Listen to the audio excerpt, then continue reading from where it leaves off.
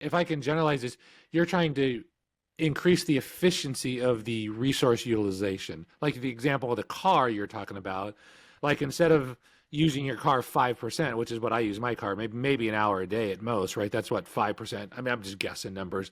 Then maybe you could bump that up to like 50% or something. It's possible you might be able to get a 10x increase in utilization of a resource then. Which means you need 10 times less of the resource. Yeah, that's what it means. Yep, exactly. Right? So if 10 people who have the same needs as you, Scott, use your car, one car, then 9 cars can be taken off the street. Hello, everyone, and welcome to the podcast.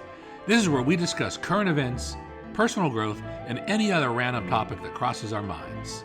Our goal is to have a meaningful discussion that help us to see the topics we discuss more clearly. Our hope is we can help you expand your self-awareness, develop your critical thinking, and learn to be less reactive to the world around you. And most importantly, remember, be curious. If you like what you hear, like this video and subscribe to the channel. If you have any feedback, please leave a comment. We want to hear what you think. All right. Happy Friday, Chris. Come on. You know what the drill is. What day is this, Chris? It is Podcast Friday. That's right. And we got a return guest. This is the first time ever that somebody actually wanted to come back to the podcast show. So that's good news. Wait. Is it the first time ever? Yeah, I think so. In my mind, anyway. Andrew came back once. So wait, he came back a second time? I thought he was only on the podcast once. No, didn't we bring him back a second time? I don't think so. Well, until you prove me wrong, I'm right. You're hallucinating. Until you prove me wrong, I'm right. Okay, that's right, Chris. That's the way to do it. Well, anyways, we got Tony Chago back on the show again. Hey, Tony, welcome. Glad to be back. That's awesome. So, Tony, let's kick it off because I know we didn't really talk about what you wanted to talk about last time. So let's and I know you got a hard stop, right? In about a little less than an hour, right? Actually, 48 minutes from now, exactly. Yeah, I mean, well, there's a couple things that we talked about last time, and we went into a rabbit hole of AI, and we also started talking about how it could solve big problems like homelessness, and I think that is really something that I am passionate about. It's right up my alley, and you know, when we talked about that, I think there was something about that conversation into what the future looks like for real estate, for housing, for our own ability to solve really big and complicated problems. And that, to me, is one of the things that I've spent a lot of time working on in the last several years. You know, I did a transition in my career. I have a background in technology, so that's why, you know, I understand it very well. But I almost got bored of technology because it's constantly changing. I think my ADHD mind really loved the fact that there's always something changing rapidly about technology. So I was really attracted to that. I still am. But I also had this other thing, which is like the complete opposite end of the spectrum, which is real estate.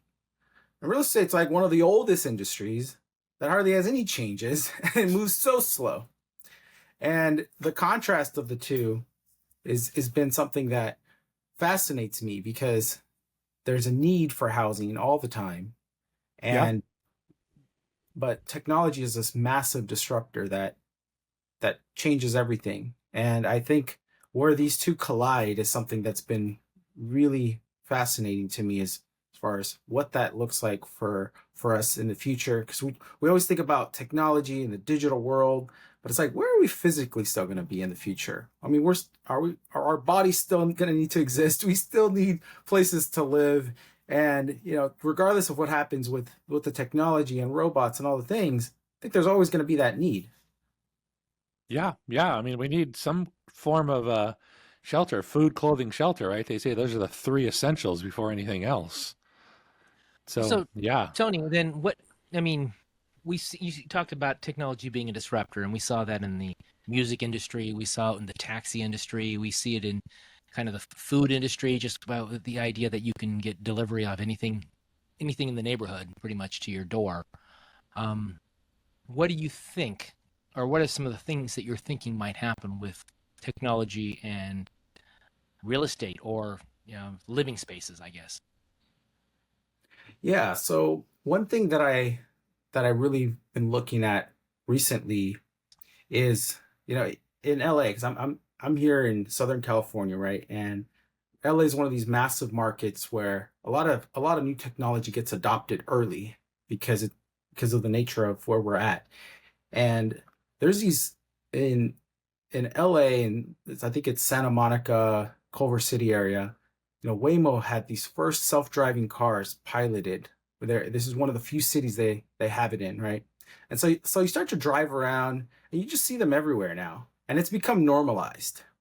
And I look at that and I'm like, oh, okay, so now I'm seeing where AI and technology is really starting to interact with our physical world and how it's starting to change things in the physical environment. And I think it's gotten to a point now where it is kind of normal. Like, I mean, if you're listening to this from some other part of the country, you might be like, whoa, that car's driving itself.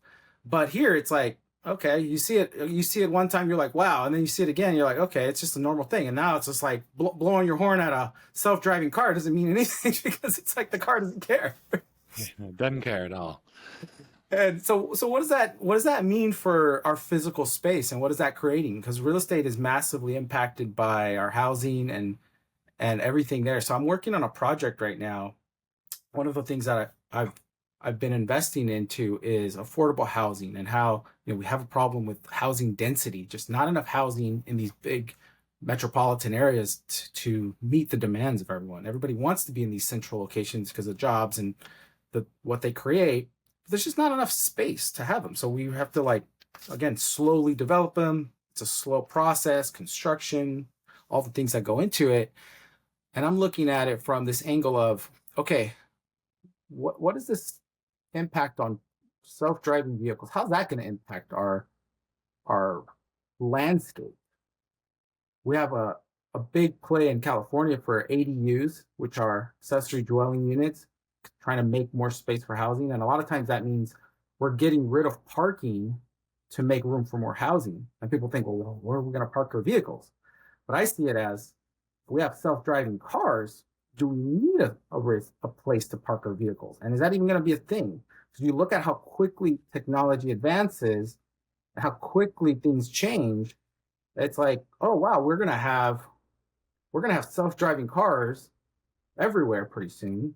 And are people going to be parking them the way we did in the past, or are we going to actually rather use that space for more housing and get rid of a lot of these parking spaces? One of the things, can you talk about, and I know Elon Musk and others have talked about this, why would having a self-driving car mean I wouldn't have to park it? Yeah, that's What's a the great car point. doing if I'm not parking it? I think that some people don't understand what you're talking about. Yeah, so that it's the utilization, right? Most of the time, the way cars are right now, they're just sitting there most of the time, whether Mhm. they're at night, sleep while you're sleeping, or while you're at work. But most of the time, our vehicles are sitting there. However, when you can increase the utilization of a vehicle to where it's always driving from somebody from point A to point B, then you can drive the cost down because they become more efficient. So now these vehicles become a way for the cost of that same transportation to be much less, and it becomes commercialized.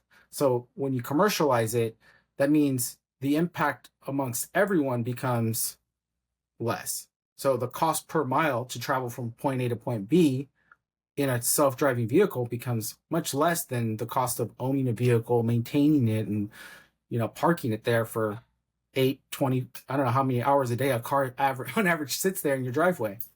So So like when for cost goes down, in theory, what happens is the rate of adoption goes way up quicker.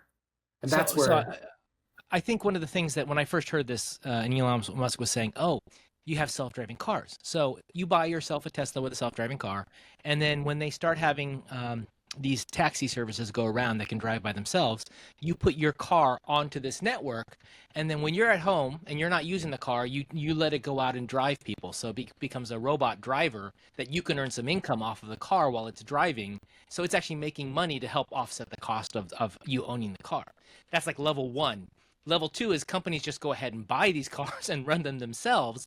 And because they're running them 24/7, they're not paying a driver anymore. So Uber drivers beware. But I mean, you're able then to basically drive down costs because the amount of money you make per vehicle can go up, which means they can make more money off of a smaller investment of capital. And therefore, it becomes more accessible to people by being able to drive down the actual cost of taking one of these cars somewhere. And therefore, I don't have to buy a car for the convenience because there's a convenient network out there that's affordable that can take me places. Is that what that's kind of what we're talking about, right? Hang on, I want to jump in, right? So I want to reason this up from first principles because we're just talking about cars.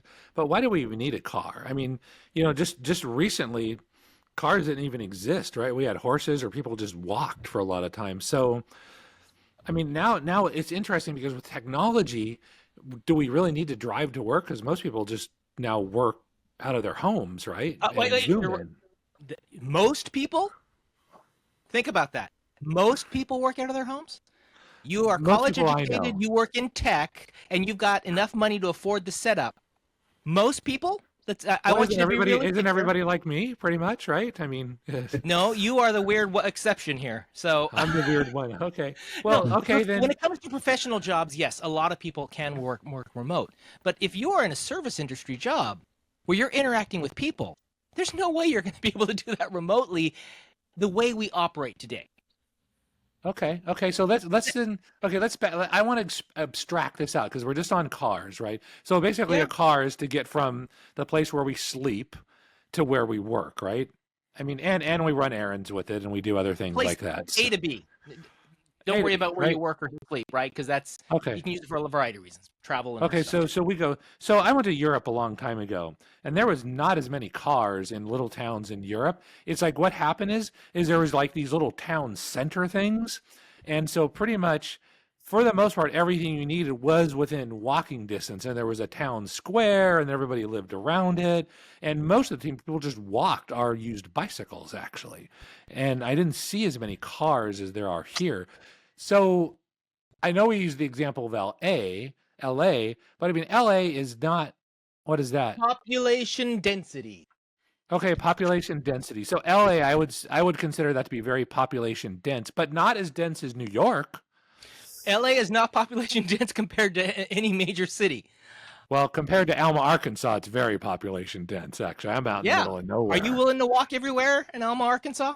No. In fact, it's like on the scores, it's very unwalkable. Everybody's got cars, our tractors here, right? Yeah, so you've got your answer right there. The United States is hundreds of times bigger than most of those European countries and less population dense. The whole car culture we have as we moved west, that is a huge part of our culture. So aside from our personal identity, it is, for a long time, it's been the way we've had to live.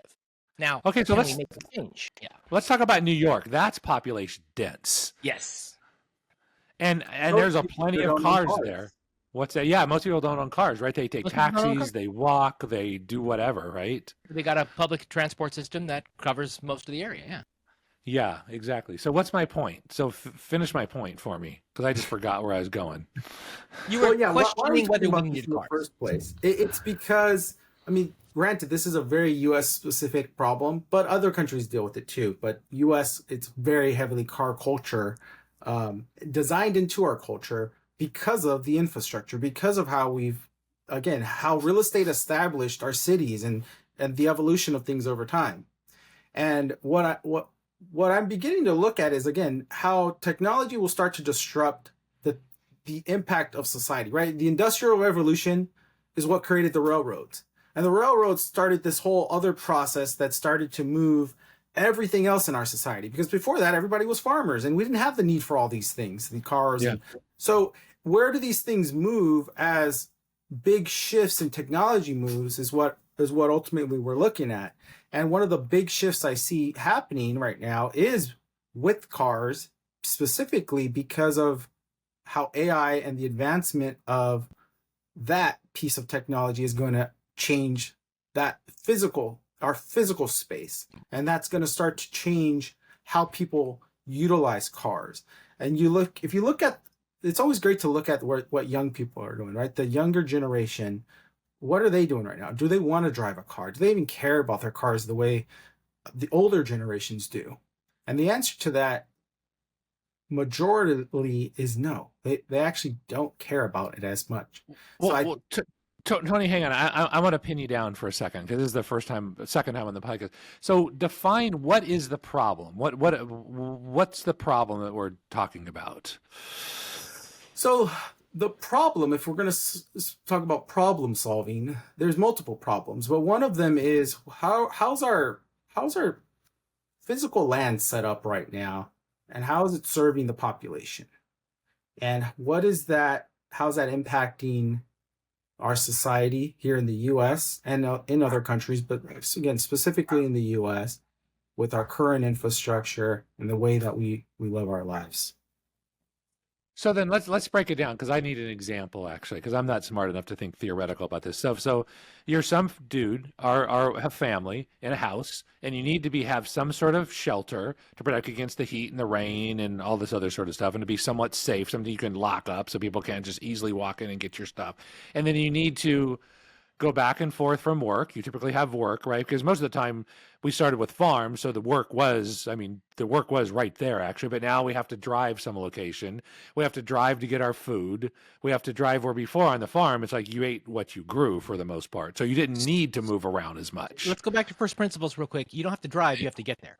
Driving is there, a right. solution. So driving is a mechanism, right? Exactly. Yeah. Gotcha. Okay. So you need to physically. So basically, then the problem in my mind is defined. If we could more generalize it, is the fact that you need to cover a bigger distance to get your basic needs met, right? Well, so I would take a step back and say, how do other places solve it? They have mass transit, they walk, and how can they walk? Well, then we go into the thing because they're closer.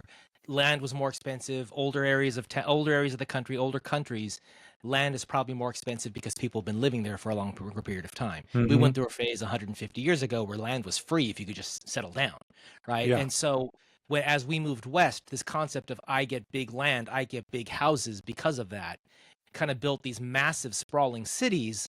As you move west, they got bigger and bigger, right? And so we ended up needing a way to get around, and motor vehicles were the way to do it. So in that case, can we just generalize and say then the population density started to decrease then? I would say as we moved west, the cheap land at the time allowed for a decrease in population density because we still have this view that the more land you have, the richer you are, right? That probably goes back to farming days, or royalty even, because it used to be the king owned all the land and you farmed, you were as a serf.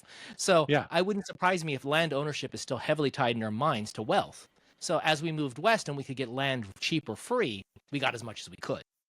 Yeah, right. And that laid the groundwork for architecture and city planning and all that sort of thing. Okay, so let me just keep going. So then as population density goes down, but in big cities like LA, it certainly has increased back up again. So are we out of land then? Is that the problem? Or what is I'm still not clear on what the problem is. That's a great point. Because if you've ever driven from like a big city like LA and then you start to go probably 50 miles out, especially 100 miles out, you start to realize, wait a minute, there's still a lot of land here. And nobody's living on it. Yeah. And so yes, it is a matter of density because of how our current infrastructure is set up, right? Where communities live, where people live, it specifically around how we set up our jobs, our manufacturing, most of them are not all manufacturing here in the US, certainly, but again, it's how we've created our cities because we do have a lot of available land, but everybody wants to live in these condensed areas. And that is what happened after the Industrial Revolution, right? Wait, hang on, stop. I just want to just present. Why do they want to live in these condensed areas? Is that because they're closer to resources? Is that the principal reason? It saves time. Because it's closer. The resources is closer. I'm going to propose the idea it saves time. I don't have to bake my own bread. I go to the baker. And it only takes me 10 minutes to go to the bakery as opposed to 2 hours or 3 hours to make bread. I don't need to, So yes, it's convenience, but it's all about saving time, saving money, right? At the end of the day.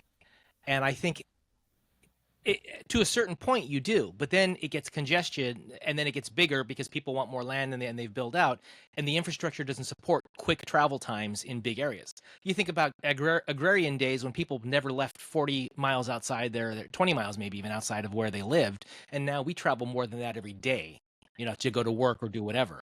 So then there's two forces, right? There's the force to get closer to resources, save time, more efficient, but at the same time, I want my space, so I want to expand. So you got these, it's push-pull simultaneous, right? It's that cognitive dissonance of two warring values that the West kind of embodies in my mind. Okay, see, that makes sense to me. And so, Tony, in your mind, is that the problem you're trying to solve? Well, the output is that real estate got expensive because of that, right? And Yes, exactly. So I can move out to the Inland Empire, which is 40 miles east of here, and find a house that's cheaper. But then I'm 40 miles east of here, and if I have to come into the city, that's time spent. It's time spent and it's resources. So all of the resource allocation is really what we're talking about here. Yeah. The physical resources. And so our physical resources, as we start to shift those, because again, technology is going to make resources more efficient, then it starts to make big swings on everything else. But we're all, like you said earlier, Scott, we're all still going to have these essential needs as humans, which is housing and the need for that. And then with that, how does that impact our other sort of secondary needs, such as transportation, if it's tied to housing? You just went on So mute. then, yeah, hey, Tony, we can't hear you. Just now went on mute. That last Oh, sentence. there we go. There we go. Okay, so then, Tony, you're trying to optimize. You're trying to find the optimal balance between the push and the pull, somewhere in the middle that makes sense. Exactly. Okay. And looking ahead at there's so many things that are changing right now with technology, resources becoming more efficient, and then what does that mean for the impact that's going to have on society, and how can we utilize technology to make a better impact than what we have right now, and or where's the natural swing going to go, and where are the places that it needs the demand to meet the demand of what's coming up. And again, if, for example, if people are not needing to live in cities, then how does that impact transportation in general, or how does it impact the prices of real estate and the availability of housing? So what are you doing then as a result of this? What are the actions you're taking? Yeah, so one of the projects I'm currently working on is working in density, multifamily. So when we talk about density in housing, that is the ability to have more people in smaller spaces. And what that looks like has evolved over time because, well, for one, the ability to build things and technology and construction, but also in the laws, zoning laws, right? Culturally, what we've allowed different sizes. So I've been working on projects where we look at the type of housing that exists in these finite areas where there's a lot of demand and not any more land to build on. So all you have is to be able to rebuild what's already there. And then looking at, again, what's the future going to look like if our transportation changes and we continue to have these same demands with the changes in transportation. So, for example, going into the parking scenario, a lot of these buildings that have, space that's being currently underutilized for parking, now we can expand and have more housing in the space that would have otherwise been occupied by parking. That's one example. Yeah. I got you. So if I can generalize this, you're trying to increase the efficiency of the resource utilization. Like the example of the car you're talking about, like instead of using your car 5%, which is what I use my car, maybe an hour a day at most, right? That's what 5%. I mean, I'm just guessing numbers.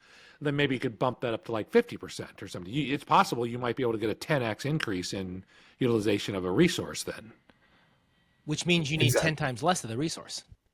Yeah, that's what it means. Yep, exactly. Right. So Yeah. if 10 people who have the same needs as you, Scott, use your car, one car, Yeah. then 9 cars can be taken off the street.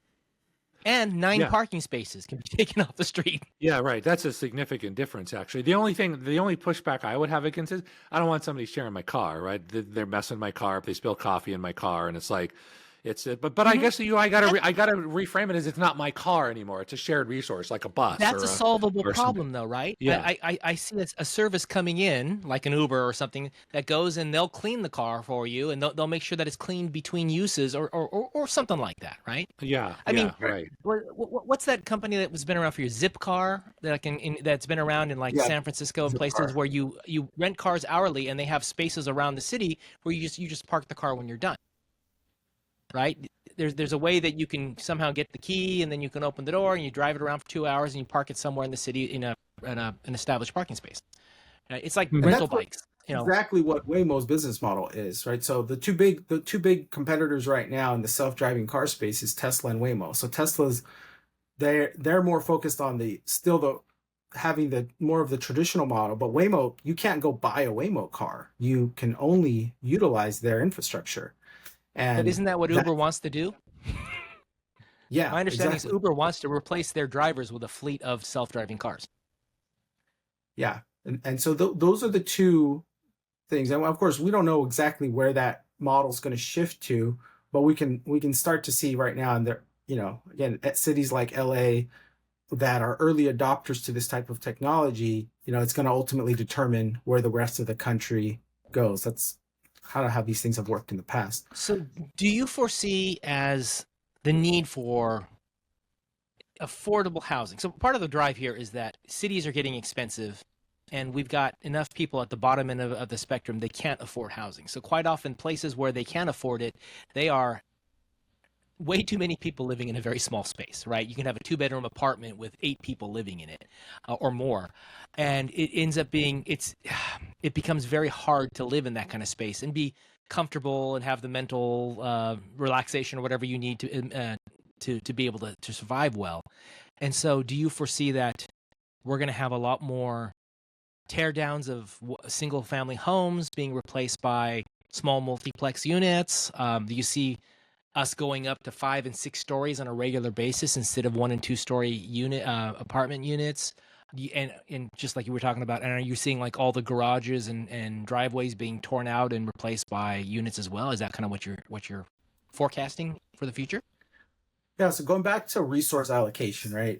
The reason real estate's a really slow moving industry is because we're talking about physical resources and the ability to build things and move matter and material. So one of the reasons that we don't, you could quickly, in the perfect world, yeah, you have a housing shortage, you build as big of a building as possible and put as many units there in a short amount of time. That would be the most efficient way to do this. But in our real world, where we are limited to resources and allocations of resources, that the reason that doesn't happen as much is because there's things like zoning, which involves politics, involves all these other pieces that play into it. So right now, the most efficient way that I'm seeing happening is using existing buildings. So not tearing the whole city down and rebuilding, although that does happen to a certain extent. It's utilizing the existing resources in the most efficient manner to repurpose them in a way that is going to be much quicker, much more cost effective, and ultimately still solves the same problem. And so, and especially in a city like LA, that's ultimately what's happening right now. It's utilizing those untapped resources that are going to be more efficient in building, because if you don't have to rebuild a whole building, which is going to cost a lot, and you can use existing structures and convert them into living spaces, that's where ultimately get. So it's the same thing that started happening with office space when, after COVID happened, right? We saw a lot of offices being vacant and people working from home. So we had, now the need for more housing went up and office space went down. So these things are they're imbalanced, the resources that are there. And so then a lot of the developers started looking at, okay, how can we rezone some of these, what was commercial office space into housing? And that's what's starting now. You also see it happening with shopping malls and all these different ways of converting existing real estate, which is much more cost effective than just rebuilding completely. Yeah. So Yeah, this would be right. like a traditional mother-in-law unit that we used to call them, right? That basically it's the ADU. You take the 1950s house with the detached garage, you take the detached garage, put a second floor on it, and maybe make it a 1 or 2 story living unit. So there is some construction, but you're not rebuilding everything, right? So you can add an extra family or an extra couple people on that physical property, and maybe make income Exactly. off of it as well. And Yeah. then right One of the now, all those pre-builts, right? All right. the pre-built So units you can buy. right now, one of the easiest ways to create more housing, right? Like almost every house that was built in the 50s and the 60s had like a 2-car garage. So that structure is already there. And again, if we're not using that structure for parking, then it takes framing up a couple walls, adding some plumbing and electrical, and you pretty much have another housing unit for a fraction of the cost of if you were to go and build a brand new building from the ground up. So that's one way that's been really changing things over the last couple of years. And then the other is a really interesting company. One I invested in recently. It's called Boxable, right? This is the one that kind of has been tied to Elon Musk and for some reason, but because what they're doing is essentially manufacturing homes, but again, tapping into technology to make it more efficient. So taking those principles of manufacturing and robotics in the factory and now applying them to housing, which could also shift the cost. Because we're utilizing what is a very old industry, building things literally custom. That's like the only custom industry that's like widely utilized still to this day. Whereas everything else has gone that manufacturing model to bring the cost down. Well, prefab homes have been around a long time. I mean, even the home I live in had a built in the 70s, had a lot of prefab in it. My uncle in Japan built his house in the 90s, and it was all sectional prefab where they put it together, and it looks almost like those shipping crates that they would pile up on each other the way his was built. Yeah. But there's so many companies now building basically things that are about that 10 by 20 size or whatever it is that you can just pop in your backyard or if you got space. Right. Well, what Boxable is doing differently than the traditional prefab homes is the transportation piece, right? Because it's still, if you build a full blown house, you still got to figure out how to get it to the site. And that was the problem. So what they've done is they found a way to actually make it the transportation easier and more efficient, because now if you don't need you can collapse it into put it on a regular shipping container, then that brings the cost way down and it makes it more effective to be able to do that. And yeah. So when I look at, again, where all these trends are going and how it's going to impact real estate, that's really what I've been extremely passionate about, and taking what I know from technology and seeing those trends and applying them to this like old dated industry that, it's very slow moving, a lot of red tape, and starting to say, okay, well, what's going to really make a big impact and solve some of these problems that are created by the lack of housing and the restrictions. Like what are actual restrictions from, again, resources, and what are just things that were our own restrictions of our own making, right? And that's also what plays into this a lot of times. But being in this industry is really interesting to see how they both intersect, because they're almost complete contrast of each other. That's interesting. So then, do you see that people would own their homes, or are they going to be renting? Yeah, we're definitely moving towards a renter nation. Mm-hmm. That is no doubt. I mean, we already see that happening significantly. And that's because part of it was the commercialization of everything, and part of that being in housing, where the cost no longer makes sense to get into for the average family. And so therefore it's not by choice, oftentimes it's by force, if you want to say force, outside forces. Yeah. So that ties into a whole bunch of other things I'm worried about when it comes to assets and wealth distribution and other things. But I get that. One thought that I had while you were talking earlier, and I was thinking about kind of the cyberpunk future kind of dystopian society where corporations own everything and people don't. And I was tying that into when I was in consulting, we would go into the office very rarely because you were usually at the client site. And so I never had a desk at my office. We had these desks that you would hotel into the desk for the day. They called it hoteling. Other places call it other things. But I was almost thinking, what if you owned everything and you carried it with you every day? You had a couple changes of clothing, you had whatever, and you just, for the day, you would stop in a cheap, basically a cheap motel, but it might be nice. It might have all the amenities, but you don't own anything because especially if it's a disposable site. What if we had disposable clothes that you would wear for a day or two and throw them away, and you get the next set of clothing? You could potentially not have to have even a long-term rental contract in kind of that world. Do you think that you're going is down something a we're looking really to? rabbit hole. Yeah, no, it just the idea is, because that's like taking it to the extreme where people don't own anything almost, right? I don't know if that's a good thing or a bad thing. There's the whole minimalist movement where, it frees me up to own less. But at what point does it become a burden and a sign that you're just poor as opposed to a lifestyle?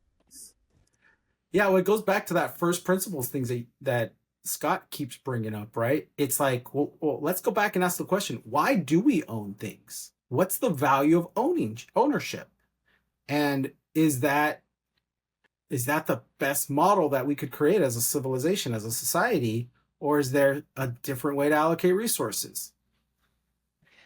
Yeah, I would say, yeah, go ahead.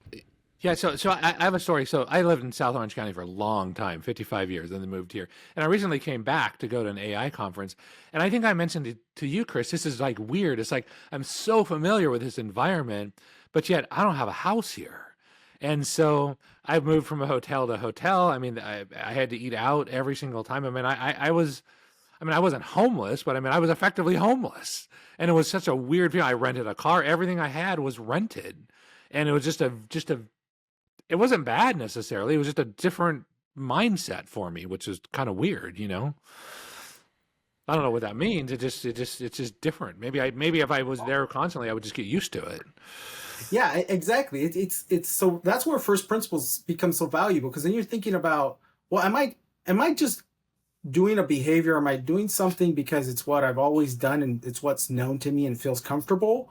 Or was there really a reason for you to do that in the first place? Like if you really went back and asked, like, why did I buy a house in Orange County in the first place? And then so you look at how our society was constructed, and you looked at all the different pieces and financing and all the things that if it were different, would it not just be based on how you felt about something, or was there really a logical reason that it made sense at that time? And that's really where taking that first principles thinking and saying, like, okay, how's that going to apply to the future? Because it's like you go back to in the past and you could see patterns of, like, oh, the reason we actually had housing in the first place become the way it was more so based on the financial industry and the central banks and how they created the mortgage, way more than it had anything to do with, like, any other impact. Like, all of this was designed from one decision that was made that impacted everything else. So it's like, what are those things that are going to change other things? Well, I know the reason historically I bought houses in Orange County was because, number one, I had control. It was my house, right? I got to set the rules, which is totally nice. Number two is that it was cheap money to borrow. The interest rates were relatively low when I bought, and I knew for a fact the asset was going to go up, and I could take depreciation off the interest, actually. So, it just I got control, and it was economically made sense to me. So, it was like, what other decision could I possibly make? Everything else would be dumb, I'm going to go back even further in what I consider first principles and think that our Western society and our view of individual rights is tied heavily with our ability to have property rights. If you go back to monarchies and the like, people did not own land. They were workers on the land, right? And at some point, as we moved towards democracies and what I don't know which particular form of government, but as the individual gained more rights as an individual, property ownership was a marker of that.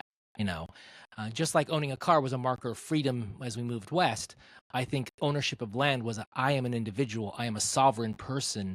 I have rights. Here, look, here's my home. You can't come into my home, right? You Right, can't not come. unless I invite you It's in. Right, my exactly. land. So there's a Yeah. level of individual rights that go with that. I do wonder if we move to a society, and we have been, right, where people don't care about owning homes anymore. It's not as much an American dream aspect as it was before. Part of it because it's just impossible for a lot of people. And I think that's shifted the viewpoint. But if it's not part of your American dream, what does that mean for individual rights? And I do think we have seen changes, and you can call it a deterioration if you want to, but it definitely changes in how we view individual rights in this country. And I now wonder, it just occurred to me as we're talking, is this tied to property ownership?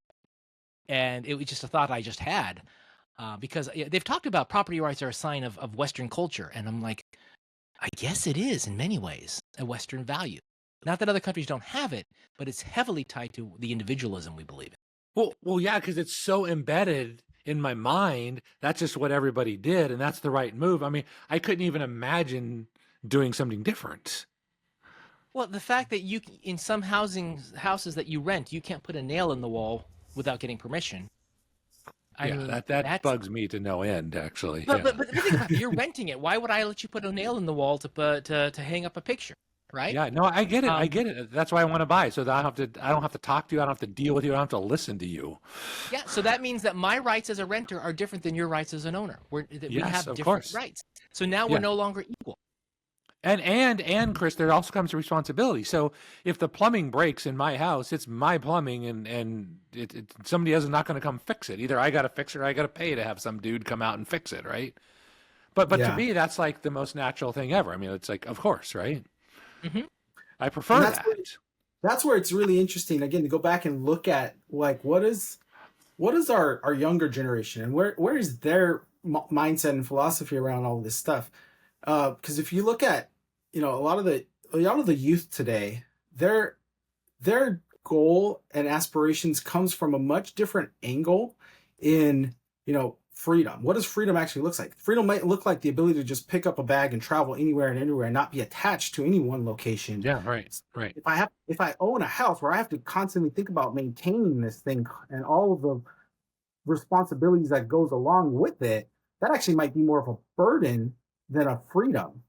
And so that becomes the perspective of the values that are created or lack thereof. And I think, again, if that was put across an entire society and a generation of, like, yeah, I actually don't want to own a home because I don't want that responsibility. I want the freedom. I want to be able to travel to wherever I want, Yeah.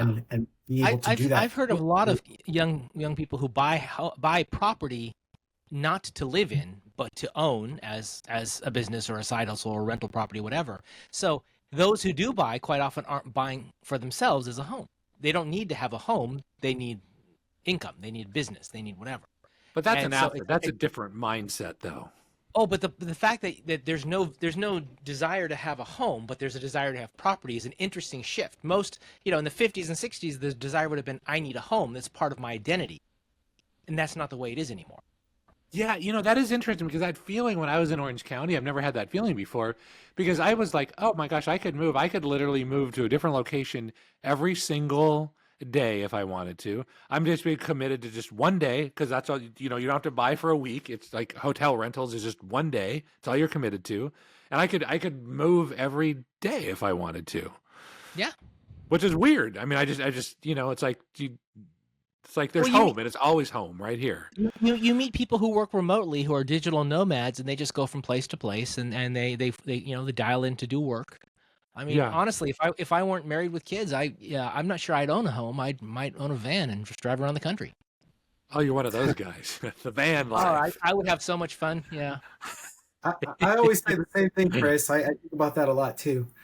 And yeah, it's interesting because during COVID, that's actually what I did. I started a whole business around the sort of that aspect of life where what are all these people out here that don't want to be tied to a home and housing. So I started building furnished rentals that basically gave you all the benefits of, a place that you could call home temporarily, whether that was a week or a month or 2 months, but you're not tied to all the maintenance, all the management of owning a property, figuring all that stuff out.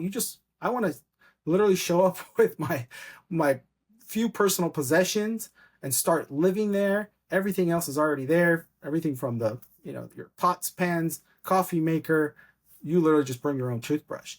And that model has been rather successful because it's come from a place of that mindset, the digital nomad. It's like who is this group of people that just really have a whole different perspective of life and what it means to own something, but what type of freedom they get to create. And sometimes it's out of necessity, right? There's plenty of salespeople we've hosted that travel because that was their life. They literally go from point A to point B for a few months on a project. But there's other people that just do it because they're like, hey, I work remotely. I don't want to stay tied to this place. I want to go to the different city. I want to go visit this city. I want to live here for a minute. And they've built their entire lifestyle around that.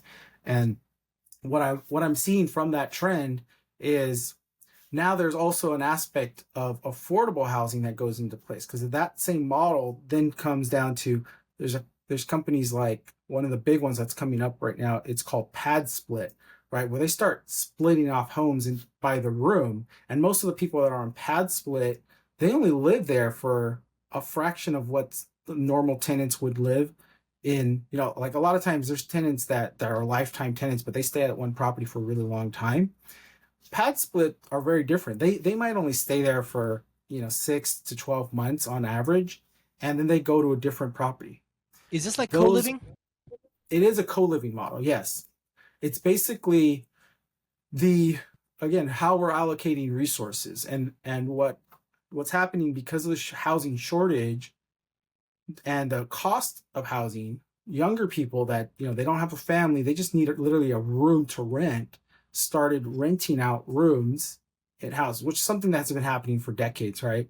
Yep. But the technology now allows it for people to do it in a much more efficient way and set up a platform and set up the contracts to be able to do that in a way that was not able to be done in the past. So you used to have roommates, right? And now what we're saying is now you can have shorter term roommates. Because who was it in our club? Huracan was talking about, our president was talking about how he has he has people co-living in one of his properties. And so I went online looking, and there is a co-living, I think it's coliving.com. Then you can go to places around the world, find a city you want to be in, and rent a room for 2 weeks, a month, a couple of months. So if you want to go live in Spain for a couple of months, Barcelona, you can go find a place over there and live there for a month or two. And it's cheaper than renting a hotel for a month, right? Yeah. And the thing is, you also get usually a kind of community feel to it because there are roommates. And so they try to have the ability to have kind of a social aspect to it that is appealing to you, right? Now, you're not just renting a room; you're also trying to get some social aspects out of it. But Yeah. I'd heard of experiments in co-living, like in Denmark and Japan, other places where these are population dense areas. So they'll take an apartment building with multiple apartments in it, like 5, 6 stories, whatever, 10, 15 apartments in it, and they will rent out the apartments with a particular makeup in mind. They want some retired people, they want some young couples, they want people with kids, just various things. And they make a requirement that they have social gatherings once a week or twice a week. So there's like a community dinner on Thursday nights or something. And so they have a community space with this community kitchen that they rotate responsibility to cook. And then they'll all come together and they'll eat. And that social interaction builds community, so that community is actually more resilient and able to handle things that are going on in society better. Some of the people who aren't working can help take care of kids when something happens, an emergency pops up. The older people who can't do things physically can rely on some of the younger families to help out. It's something that we don't have anymore because we've gone to such a small family model down to the individual, where we have to rely on services to do everything. We have to rely on TaskRabbit for handyman services or whatever, and we don't have this community to rely on. And I think that kind of co-living has a certain appeal to me in that you're building a community.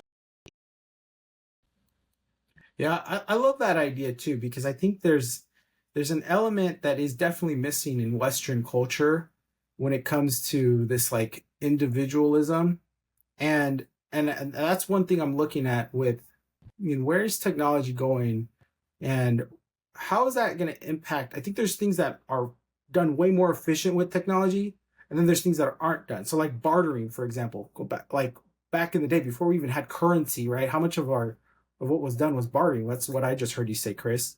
Bartering. What would that look like if we applied a layer of technology onto that, to where we no longer need to rely as much on because there was the reason we moved away from bartering was that the inefficiencies of it, right?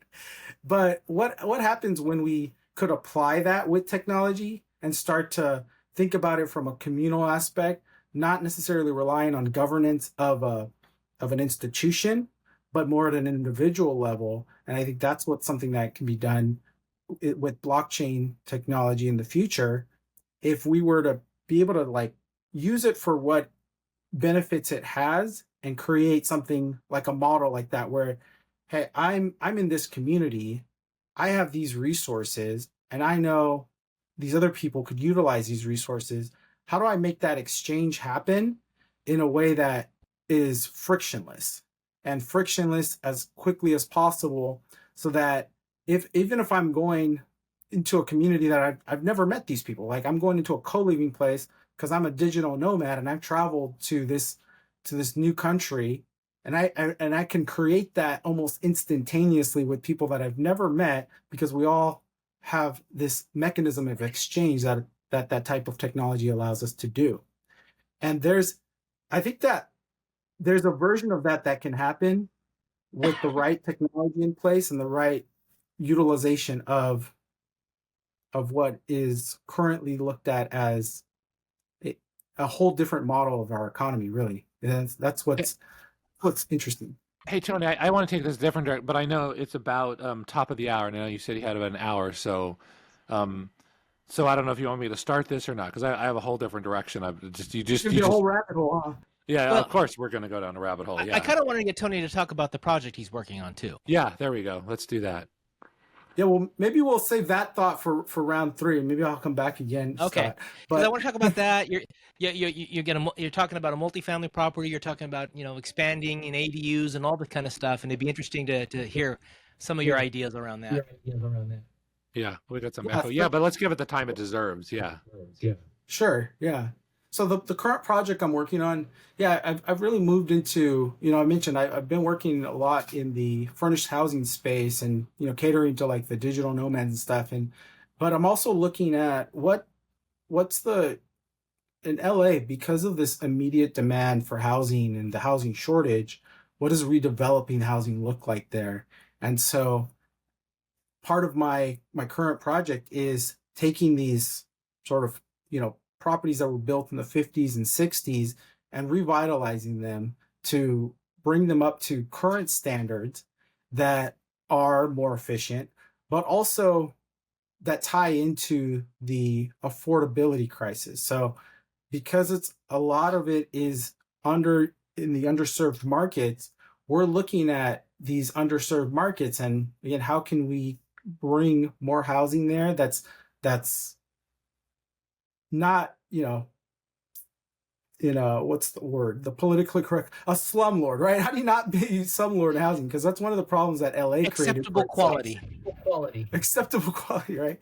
Because LA has a lot of things with rent control and stuff, but all that did was create a lower quality of housing and a lower quality of life for its residents. So we're looking at how do we change that so that you actually can still have affordable housing that is actually quality housing, and makes it a win-win for everyone. Society benefits as a whole.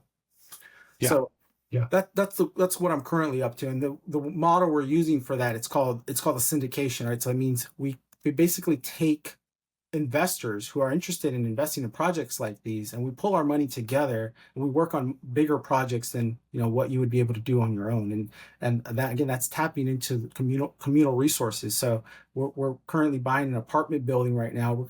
It's going to cost us quite a bit, but we're going to collect funds to then be able to do that, all the construction, renovation, and all the investors that invest into it win, because they're basically putting their money into something that they can create another income stream from, and it's a win-win. We're revamping the community, and we're revitalizing the housing, and then investors can also benefit from it. That's awesome. That was a good summary. That's a good summary. Thank you. All right, Tony. All right, Tony. If you guys are, if anybody's interested in these type of projects, like I said, I am looking for investors, and if you guys want to give me a follow, Tony.Chago on Instagram. That's my handle. You can find me there, and my company's name is TLC Equity Partners, and we are going to be building multiple properties over the next couple of years. Our vision is to get our portfolio of assets in the LA market in $22 million over the next 2 years. That's our goal. So if you have any interest in real estate, I'll reach out. I'd love to talk to you.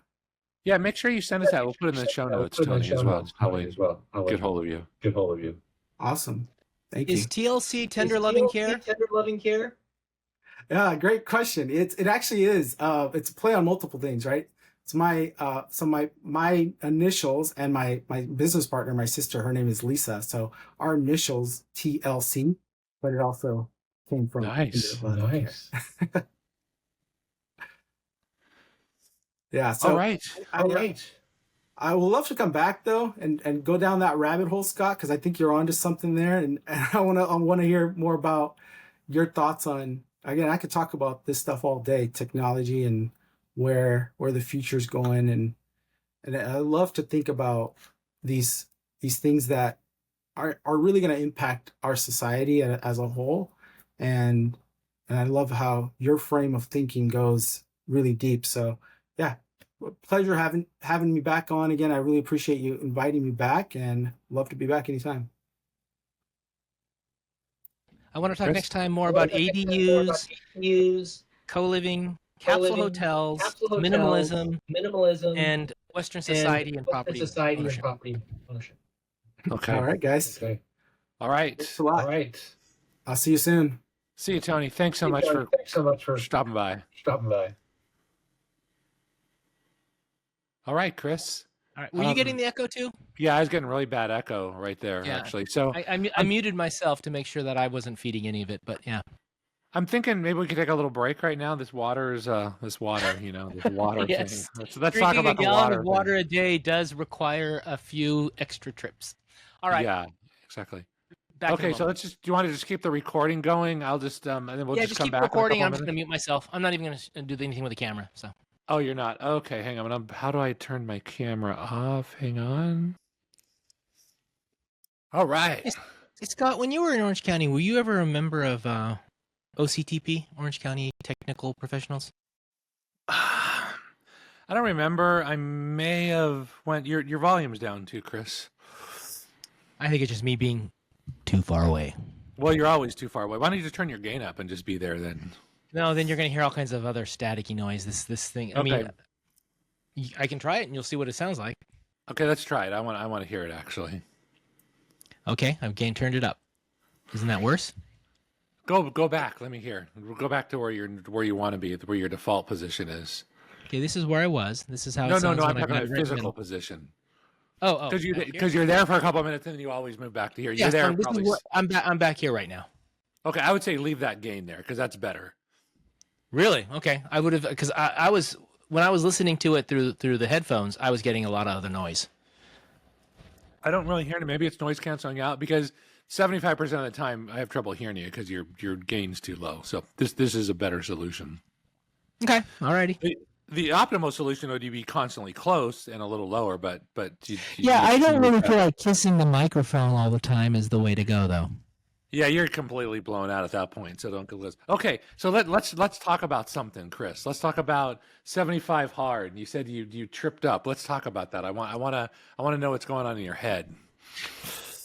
What happened? Yesterday, I did the reading, I did the picture, I did the water. None of that was a problem. The food is not a problem because I pre-made all my meals for the week. The issue was the exercise. So I did the morning one. And I find the morning one to be hard for me to get enough time to get it all done, but I've been able to do that. And Could normally you what turn your happens volume just a tad down, just tad down? all right, is that better? Yeah, because the problem is you Tad. keep moving. The problem is you keep moving. It's like chasing a ghost with you. Because I'm alive. Well, yeah, exactly. Yes, Okay, I'm not a keep going. robot. Yeah, That's how you yeah, know I'm well, not AI. yeah. Okay, there you go. Also, I use a lot of inflection when I talk. I get excited. My voice goes up and down, and so Okay. anyway, so what ended up happening was I was helping out with my daughter's marching band yesterday. They were doing a uniform fitting, and I was there from like 5 to 8, and then stayed a little bit late working on stuff. So I didn't get back till about 9, and by that point, I was just. Normally, I'm able to even work out at 9. It's a little late, but I'm able to do it. But for some reason yesterday, I had so many other things that I was getting done. I didn't get to it, and so I just missed it. Gotcha. So, Okay. yeah. That's the point of the program. I'm though. finding the reading to be very easy to do. But part of that's Yeah. I got a really good book to read, and I recommend Okay. reading it actually. What are you reading Um, right now? What's the book? The Radical Leap, written What's by a tell guy me down about here it? lived in San Diego. It's all leadership. Okay. It's all about leadership, but he's telling a story like he met this, this surfing bum on the streets of San Diego, and he learned all his lessons on management from him. Basically, it's a fiction. I can tell it's a fictional story, but it's really well written and has a lot of. He's imparting a lot of the EQ, right? The empathy, the love of what you do, all that kind of thing is part of leadership. And I think I don't know. So far, I really like it. I'm almost done with it. We're So, supposed to read 10 pages a day, and I can't. I have to stop, otherwise I'll read the whole book. so is that a nonfiction book? I think it's it. No, I think it's a fiction book. I think it's designed as a leadership book, and it's Yeah. designed to impart his view of the principles of leadership. That's what the leap is: love, energy, audacity, and proof. Those are the 4 things he talks about for leap. Okay. But I think it's the story itself is fiction. Okay. So I wonder if that applies then, because it says it has to be a nonfiction book. I don't know. That's interesting. I think of it as a leadership book. So I would then actually say the whole point is to teach you the lesson. How they teach it to you is kind of irrelevant to me. Yeah, that's interesting. Okay, maybe. Okay, just make sure that fits in actually, because I'll tell you, I'm It's struggling. it's not like the science fiction books and stuff I'm reading over here. Okay, I got you. Okay, just make sure it's an actual leadership book. Yeah, because I'm struggling with my mind is like constantly trying to cut corners on stuff. It's like it's crazy. No.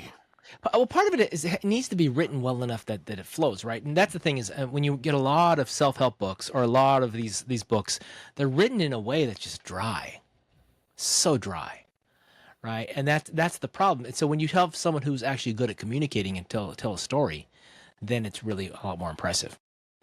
Yeah, So, I'm not talking about that. I'm talking about, are you compliant with 75 hard? That's all I'm. oh yeah, so Maybe. I'm like, so I wanted to add allulose because I watched that video this week about drinking 5 to 10 grams of allulose a day to help improve GLP-1 production, right? Yeah. I'm like, oh great, I can't just add that to my water. I've got to now drink more water. Yeah. Exactly. Or I guess I could add it to other food, but the idea was just, and I keep toying with the ideas. What is the real problem with just adding it to the water? I kind of where we were talking last week. What is the problem with just adding to the water? It's like it's setting a rule and following the rule is what it's all that's about. it. It's for your mind. It's mind. Yes. Yep, that's it. That I fought it for 3 or 4 days actually. Yeah. And So it's like when you're working out and you get to minute 35 and it's like only 10. Do I really need to do that last 10 minutes? Or you're in minute 40 and you're like, yeah, yes, you do. And here's the thing, Chris. You don't have to work out hard. This is not about doing some sweaty workout. A lot of times I'll just stretch. I'll just move. I'll just be like kind of stretching. That's usually my morning. My morning is usually mobility. Okay. And my evening is then, weights. So yeah, like today was a tough day for me time wise. So I literally, so I got the new Chat GPT 5. It rolled out yesterday, actually. Mhm. Man, I'll tell you, the voice thing is awesome if you have the Pro plan. So I was literally on the floor doing a Pilates workout, and she was leading me through it, like precisely. It was awesome, actually. And so I thought that was so cool. So there's so many ways to do this. And I was talking to Jamar too right before the podcast. I asked him if he knew what 75 hard was, and he's like, Of course, he's done it.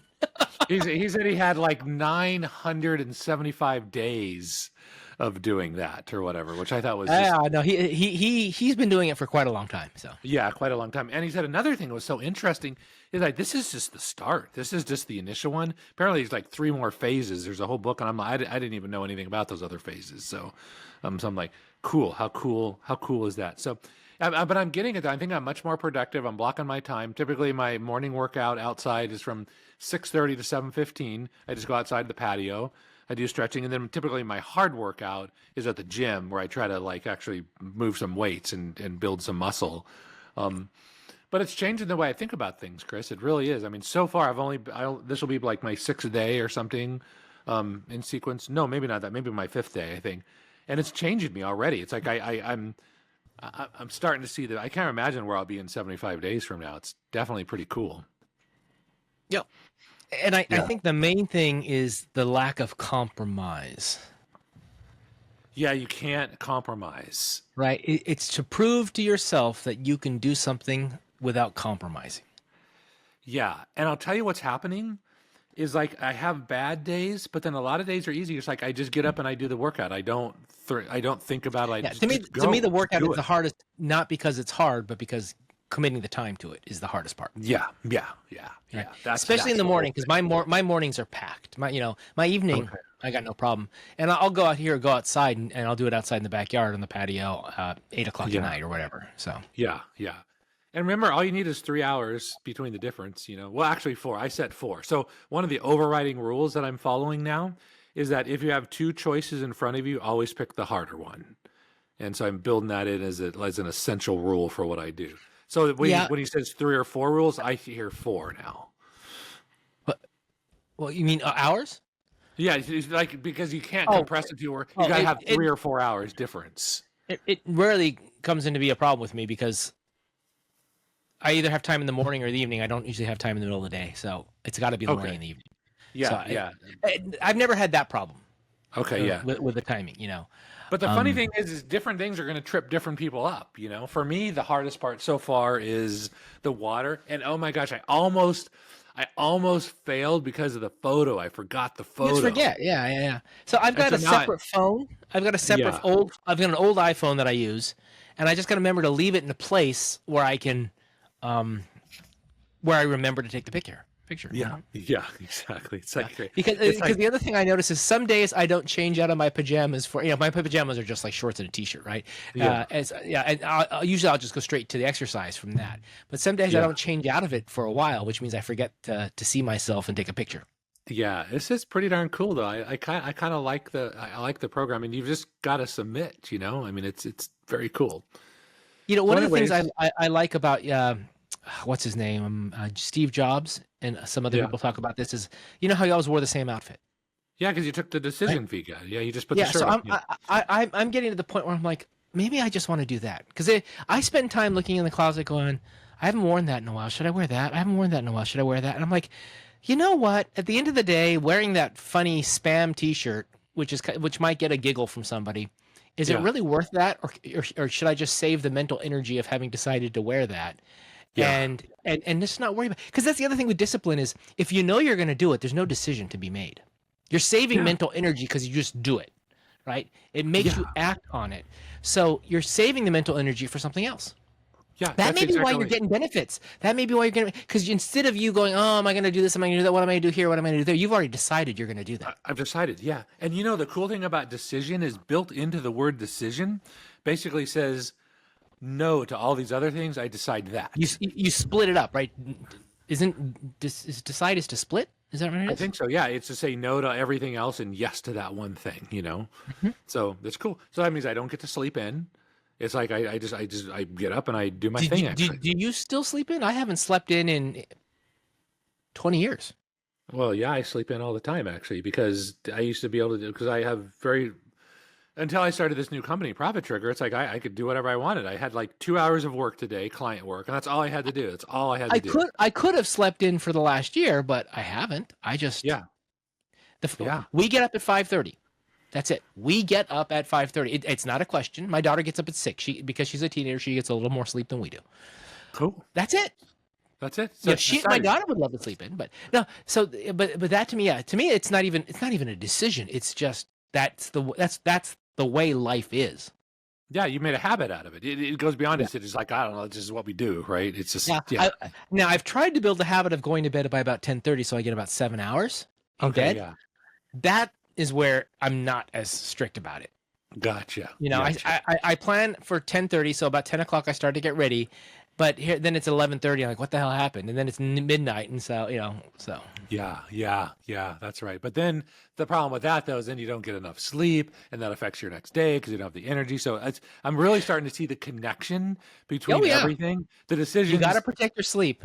Although if you do have a bad day, they're saying if you overdose, if you megadose with creatine, that's supposed to help you overcome a lot of that. Yeah, it's not something you can't do it every day, but I mean, today I had bad sleep. All right, I'm just going to overdose. Not overdose, megadose with 20 grams, 30 grams of creatine versus the 5 or 10 you normally take. Yeah, I saw something. Rhonda, I can't remember her last name or whatever she was talking about. Maybe like 25. Dr. Rhonda, what's her name that he always talks to? I forgot her name. Yeah. She was on Diary of a CEO. Is that where you saw it? I can't remember. I just saw a clip, but I didn't watch. Normally, I'm stuck binge watching on. Well, I tell you, I watch a lot less TV now because I don't have time because I got to do other stuff. For the last couple of years, most of my watching is on YouTube. The things I watch on TV are news, and I don't really watch it. It's just like on in the background. Well, when I say TV, I mean YouTube. Actually, is what I mean because I watch YouTube on TV.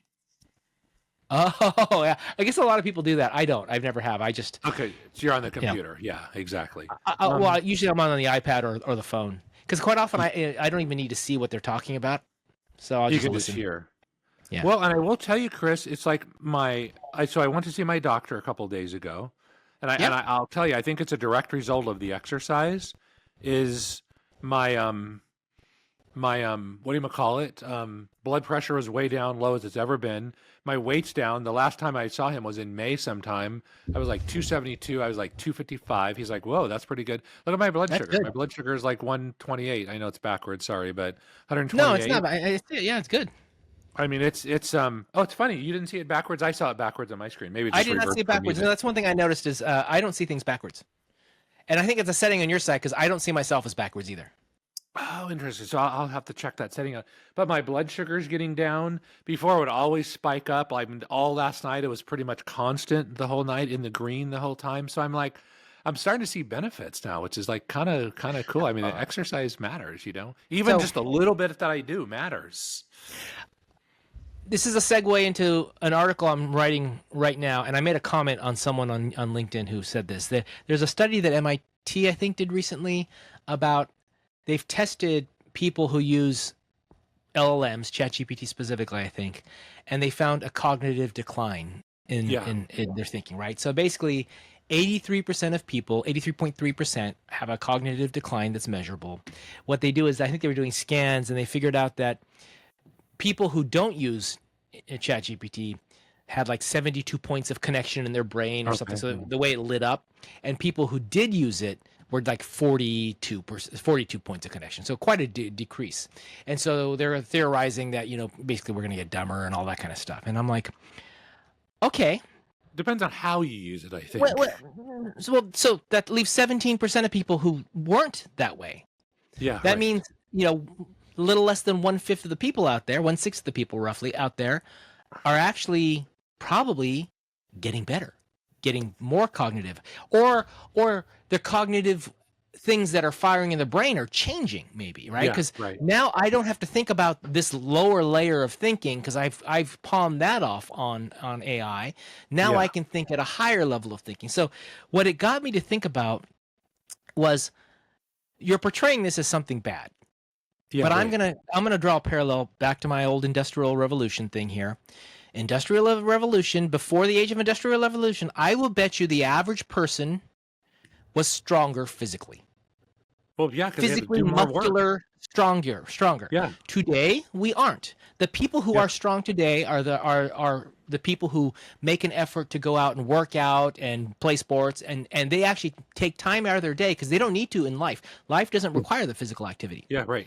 And so now my thought is, what if I were to extrapolate those numbers, would it be something like 83% of us now are physically weaker than before the revolution, but 17% aren't?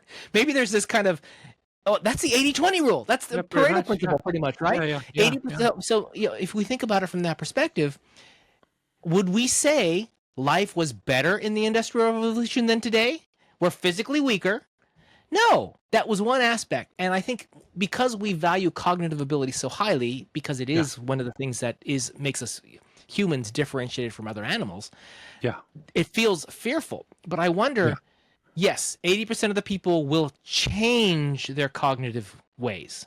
Yeah. And the way we measure it today, they will be weaker. But when I talk about someone who's doing a job today, the strength they have is not their physical strength; it's the tools they use, it's the machines they use. So maybe when I measure cognitive strength in the future, it's you and AI, you and the thinking tools that you're using. That's the unit I need to measure. Well, so what's your output? It's the mindset. Yeah. We're stuck in how we think about the world today. But if I go back and look at how we thought about, physical, I'm sure people before the Industrial Revolution say, oh, we're all going to get weak because we don't have to do any physical labor anymore. Yeah, right. And so, maybe a lot of this is just doomsday thinking that that's okay because we'll figure out a way through it. Well, no, I do agree, though, with them that we're getting dumber. It depends on how you use ChatGPT. If you just offload the thinking, hey, chat, write an email for me, and you just cut and paste it in without thinking about it.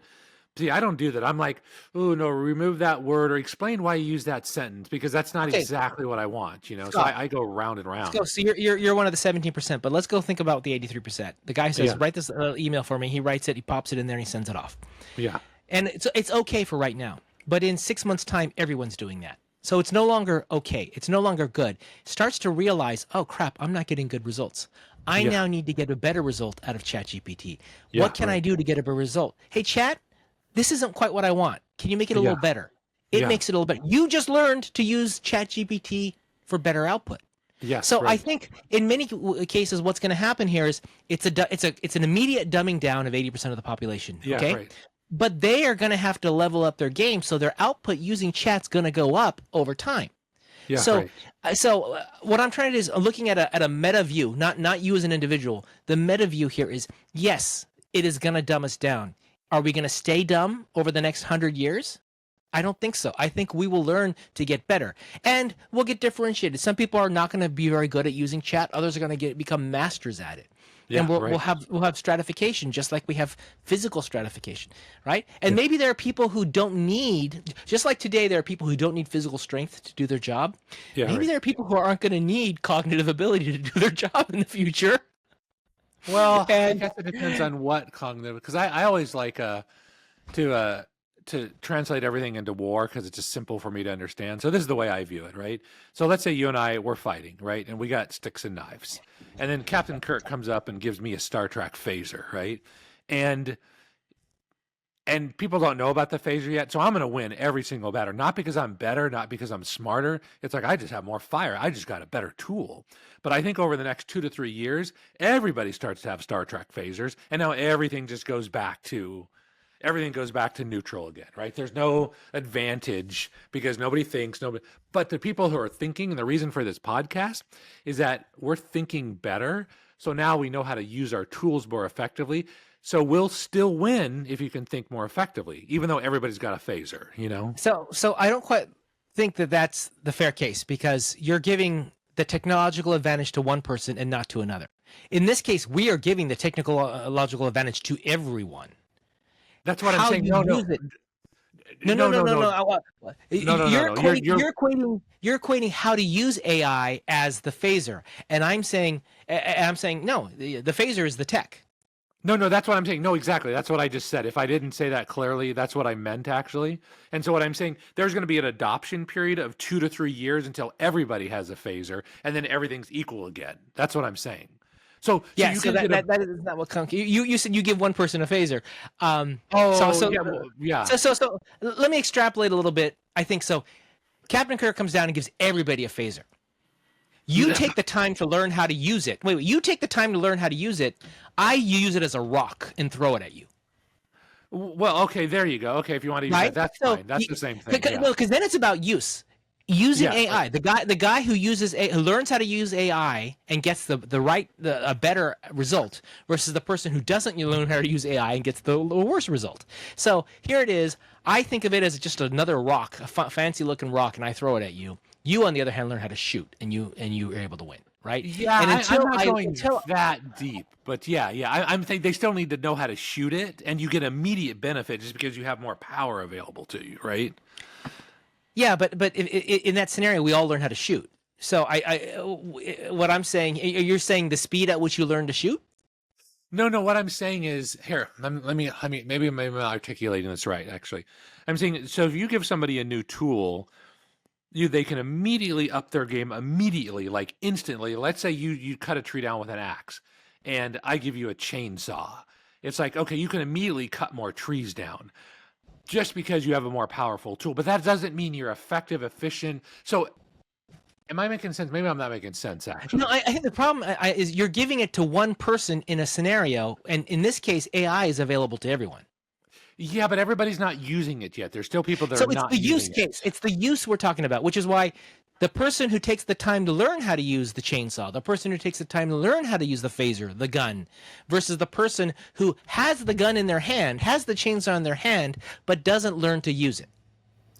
Yeah, are not as effective with it because they still know how to make it work, and they get immediately bump an outcome because they have a better tool. All right, but so they're not maybe they using learn the to aim, they learn how to aim the gun. Yeah, I think they know how to aim, they know how to move, they know the tactics, they know how to think better. I mean, so I guess what I'm saying is right now the people who are early adopters, they've got a big strategic advantage, even if they don't know how to use it effectively or efficiently, but they still get immediately a bump. But I don't think most of them will learn how to use it properly other than just point and shoot, right? Mm-hmm. Okay, I don't know if I didn't drive that point home clear, but let me think that No, through. no, I think there's nuances here that need to be understood. The problem here is that someone will look at AI and say, "Oh my gosh, 80% of the people are falling behind, therefore AI is bad." Right? And we're arguing that AI is not good or bad. Human nature is such that 80% of people are always going to lag behind. It's just they're right? just inherently lazy, right? You've got your what is it, cutting edge people, then your early adopters, then the mainframe, right? So when you think about it, it's what 3 or 5% early they are the cutting edge, and 15% are the early adopters. So basically, Pareto principle again: 20% of the people are willing to adopt something quickly, and 80% of the people aren't.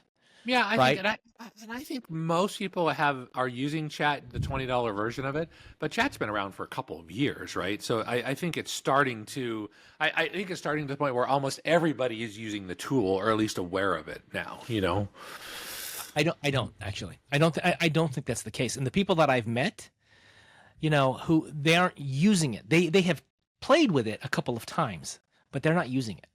Well, that's what I mean. I mean, they have access to it, right? Sure. Because I don't know that there's a single person I know of that's not doing the $20 a month. Do you think the guy who's working at McDonald's and that's his main income source is playing around on Chat? I don't know. Some are. I don't know. I haven't talked to the McDonald's guy. I don't know. So again, everybody in my circle, right? You're biased with your circle. I bring this up every time. Don't assume that the people around you represent the world. Well, that's my world. Hang on a second. I'm gonna. That's not reality. That's your little circle.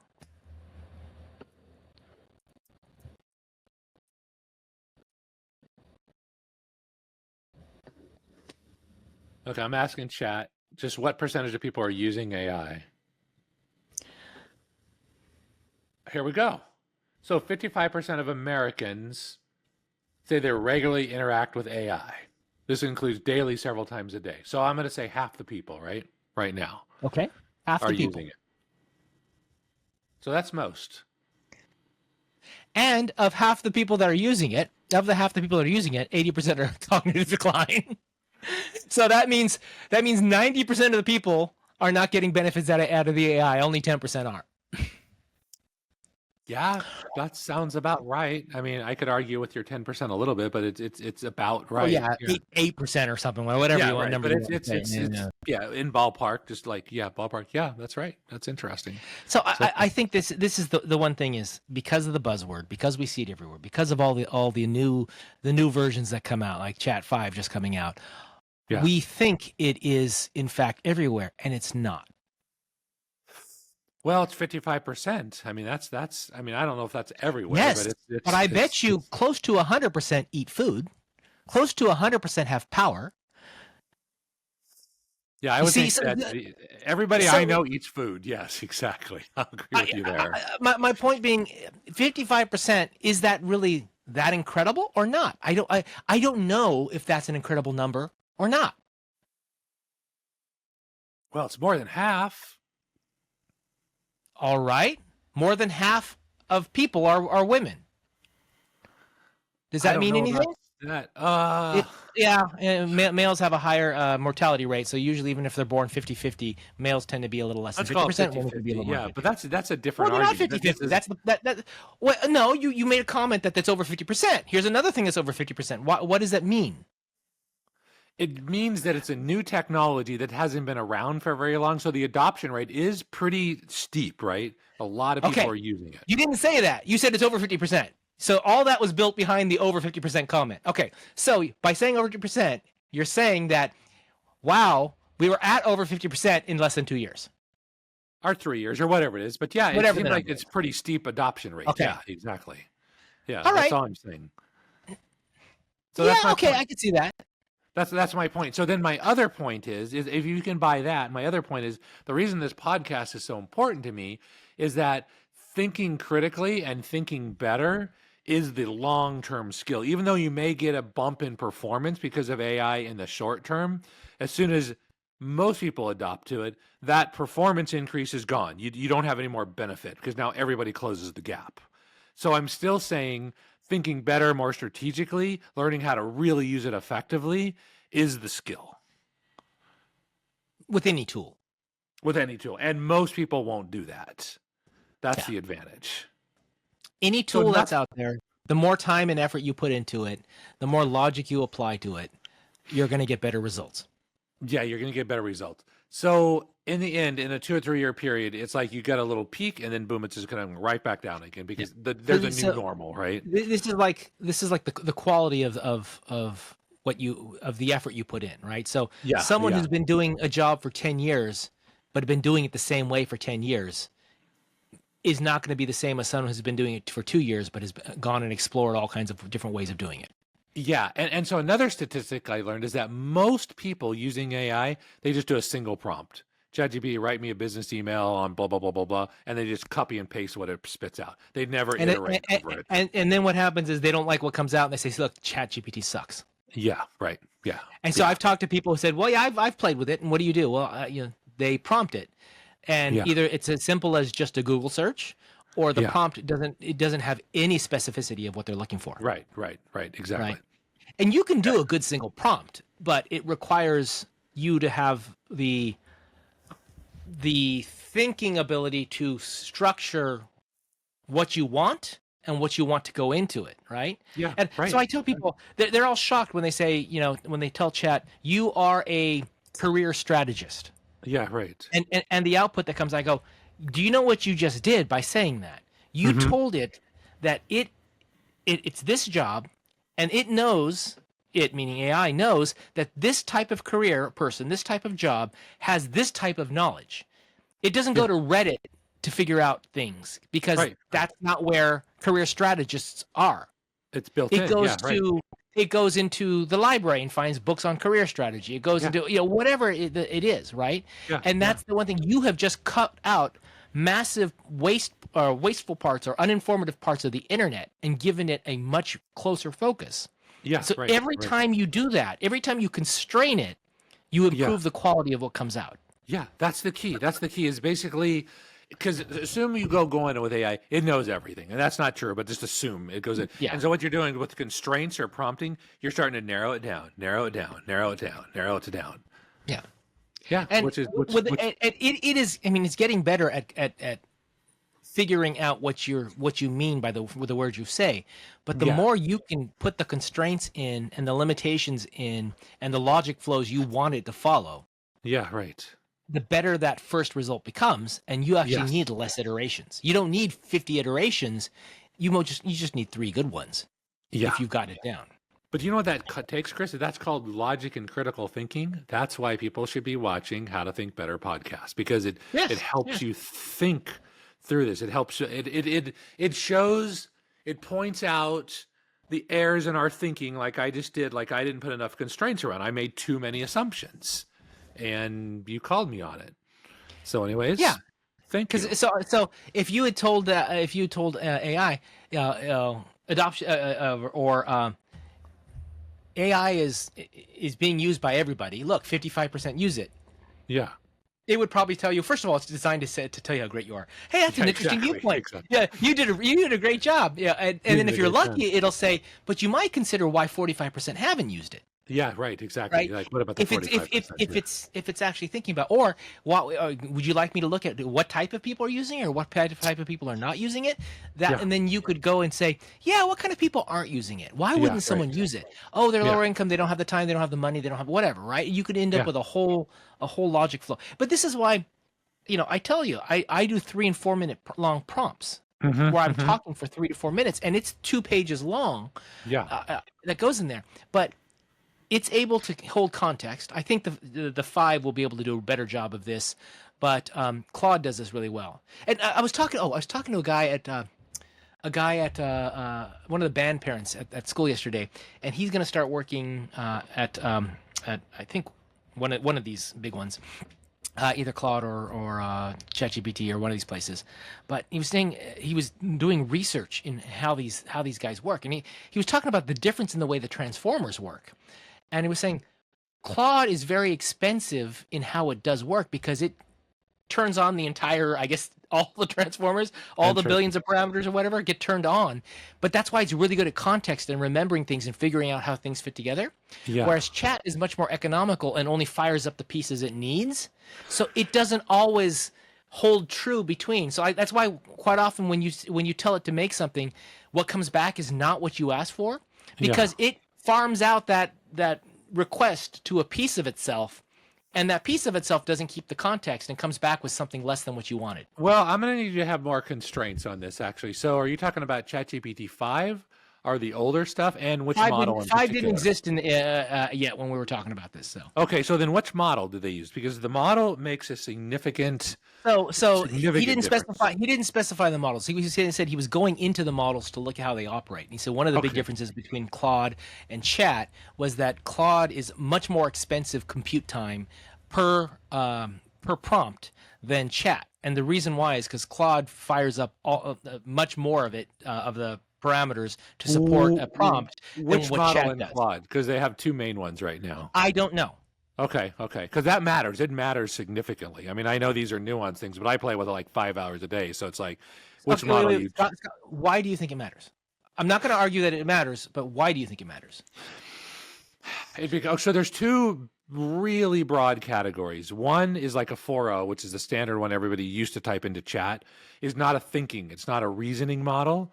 It just goes out and picks stuff out. For views like 03 or 03 Pro, what 2 days ago 03 Pro was there. It doesn't exist anymore. You can actually watch it reason through things, and you can kind of see how it's thinking. Oh, I need to get clarify from the user, and then I'm going to go out and do some research, and then I'm going to put these things together. Now I'm going to correlate these things together. So you typically get better answers with reasoning models, but there's always a balance between how good do you want your answer, how hard is your answer, and how much time do you want to spend. And what does that have anything to do with what I just said? I'm not seeing the connection, which is why. I see. Okay. Oh, you're not being facetious when you ask this question. I'm honestly trying to connect it with the point I was making, and maybe the point I'm making is not clear to you, but you seem to be going down into a detailed rabbit hole that doesn't seem to tie into what I'm saying. Oh, it depends significantly, actually, because it depends on what model, because each model will hold a different context of how well it thinks about things. It's like, what's the hallucination rate? So if you use thinking models, the hallucination rate is much lower than if you use a different kind of model.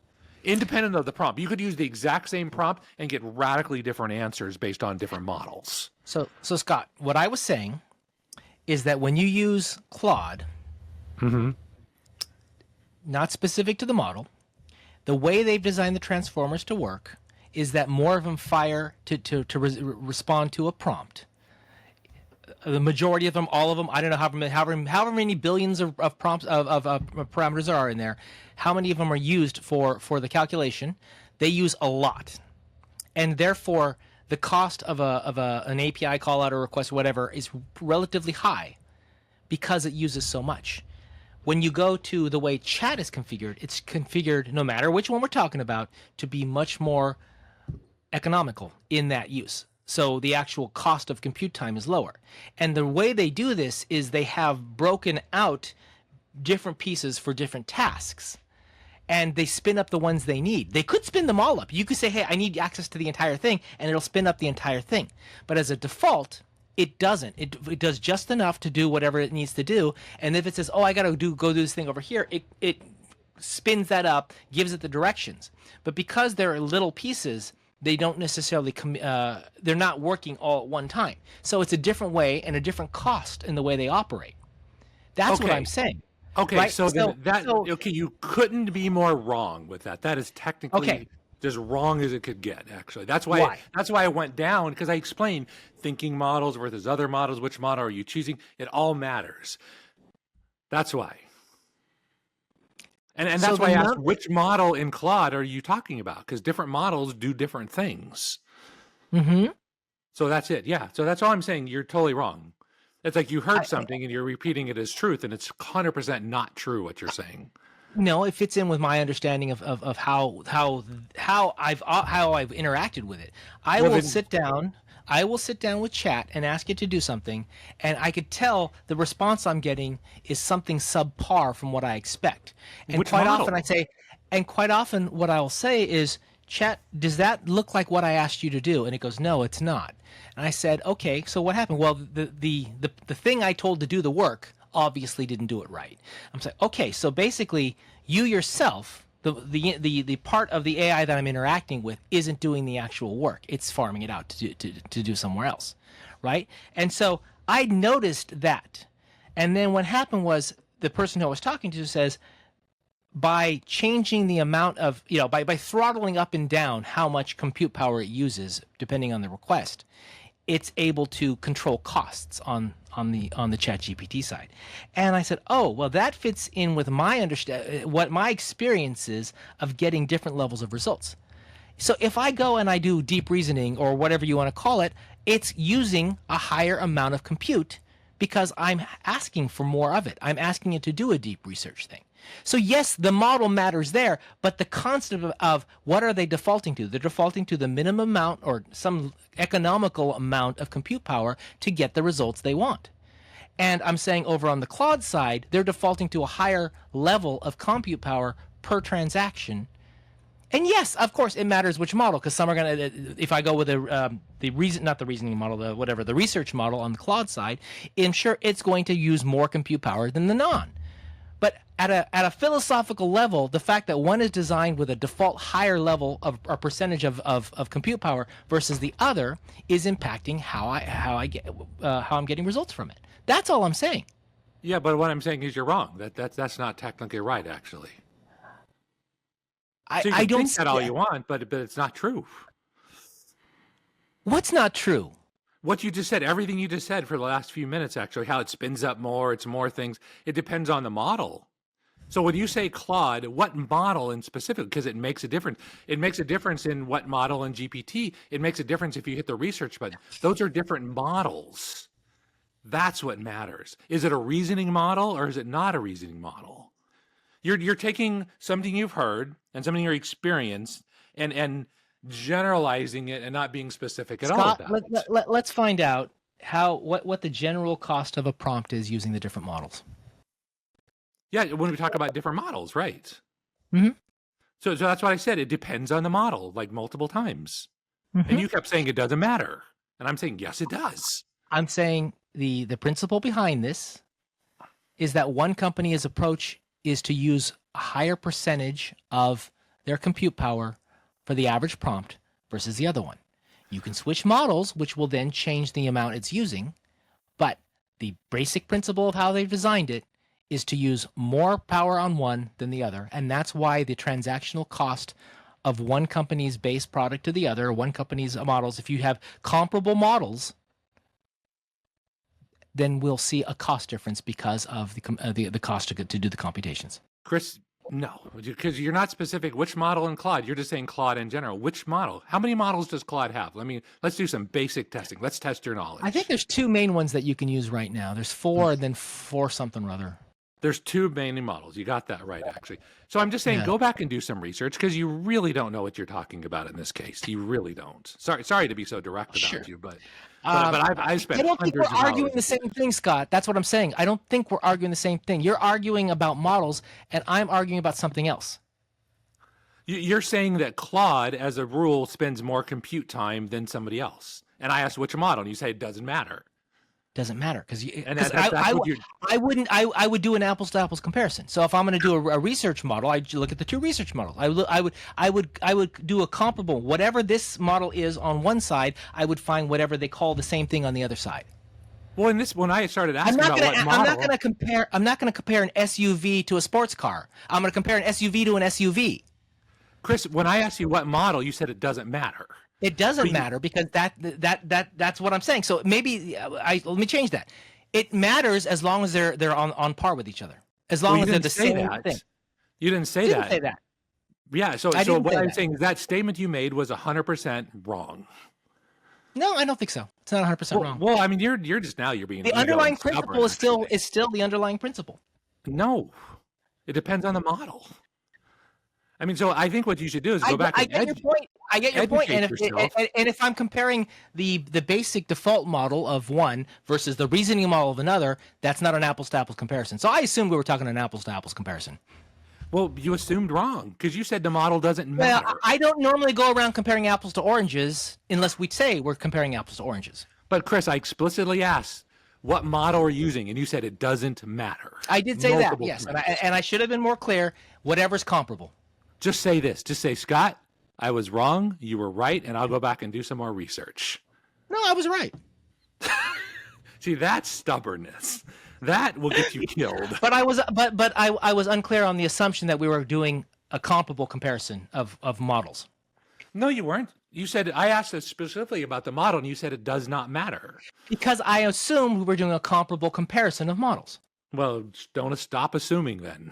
Yeah, no, and I'll admit that. I told you that I'll give you. Yeah. Okay. Just admit you're wrong. You were wrong. You just got called out, and your ego's like fighting, and that's the problem. That's what's going on. No, honestly, I don't feel like I'm wrong. And that's the problem. No, that's I don't ego. feel like I'm wrong because is it ego or is there some underlying belief I'm holding to here that I still think is a grain of truth or rightness, whatever rightness is, in what I was arguing? I have no idea, but you're super frustrating. Whatever that mode is you're in, it's super frustrating. I think there's an element of my thinking in here that I think is inherently right, regardless of these other things we're talking about. Whenever you say the word inherently right or I'm right, that's ego. That's pride. Dead center. I don't think it's when always. You say no, that's pride right there. Why? That's pride. I'm just telling you it is. That's just what I'm seeing.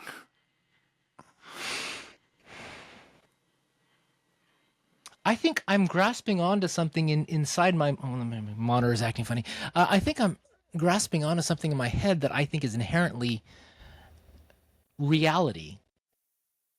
And therefore, I'm having a hard time getting my mind around your constraints and accepting that that's right. Yeah, that's called being wrong. No, it doesn't necessarily mean it. It could mean that I'm arguing something at a different fundamental level than you are, and you're right, and I'm right. Why can't you just say I'm wrong? Because, Scott, why can't you just say we're both right? Because the truth doesn't point to that. Because it keeps coming back, and you keep coming back to the same conclusion. Truth. What's the truth?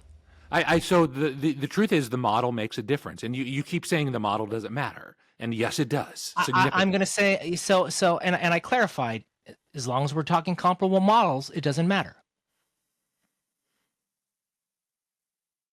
Which model did he use? I mean, I don't know. I think As you're long trying as to we're save talking face. comparable the statement is what I'm saying. As long as we're talking comparable models, I don't think it matters. But it does matter actually, because what happened is now you're Just stating it. Why? what's that?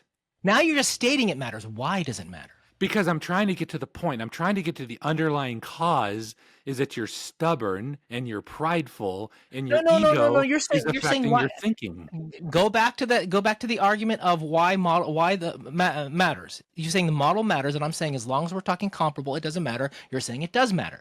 Why do you say it matters?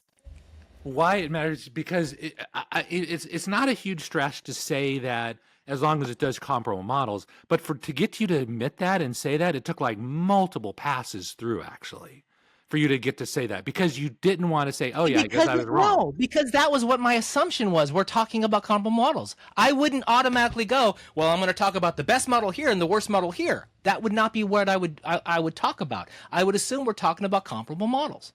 If I'm talking about a discrepancy, I would have called out the discrepancy. Well, I'm just saying this is a character flaw in you. This I've seen this pattern repeat over and over. Go back to the argument. I'm still not letting go because in my mind, I'm still seeing this thing. You're arguing that's the stubbornness, and I'm arguing that no, I see a fundamental aspect of what I'm talking about here, right? That if your default is to use 100% of your compute power and your default is to use 50% of your compute power, then there is, and that's the principle you built your design on, then one is going to cost more, one's going to cost less. And one's results are going to be different in quality to the other one. That's what I'm saying. And you say, well, which model? I said it doesn't matter because I was assuming we're talking similar models in my mindset. And so you got me to admit that that's not what I said when I said it doesn't matter. So I clarified. It doesn't matter as long as they're comparable. Okay, Chris, just from my experience, right?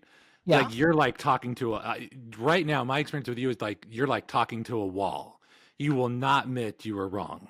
It's like you always have some caveat instead of just saying, yeah, I misspoke on that. Scott, is it possible that I'm right? In this particular case, no. In this particular argument, no. You cannot come up. So I'm going to ask you to try to steelman this. There's no way you can come up with me being right, or at least partially right in this. Correct. That's why I've been so hard on you. Yes. Yeah, that's exactly right. So Scott, I think you should. I think you need to be able to do that if you want to say you really have critical thinking and logic skills. To be able to see it through someone else's eyes, I need you to be able to adapt to see.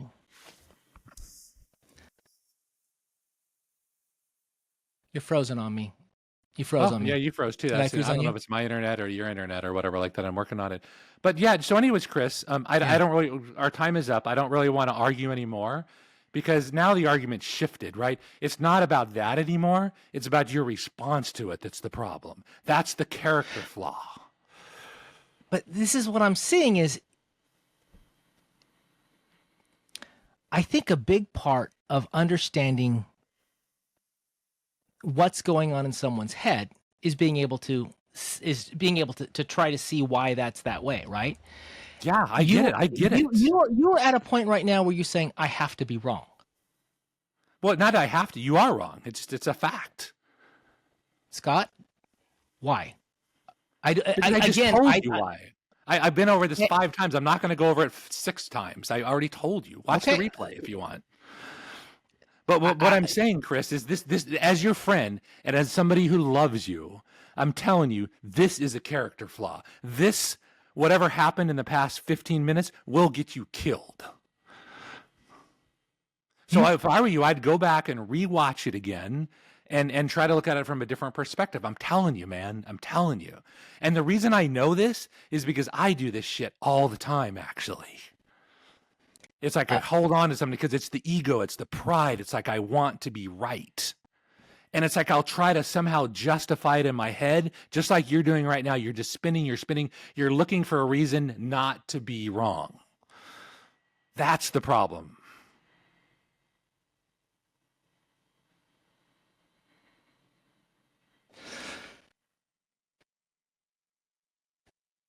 I hear the words, I understand, but I know believe you can't do it. Yeah, I don't believe them. I got it. Okay, do this then. Why don't we do this then?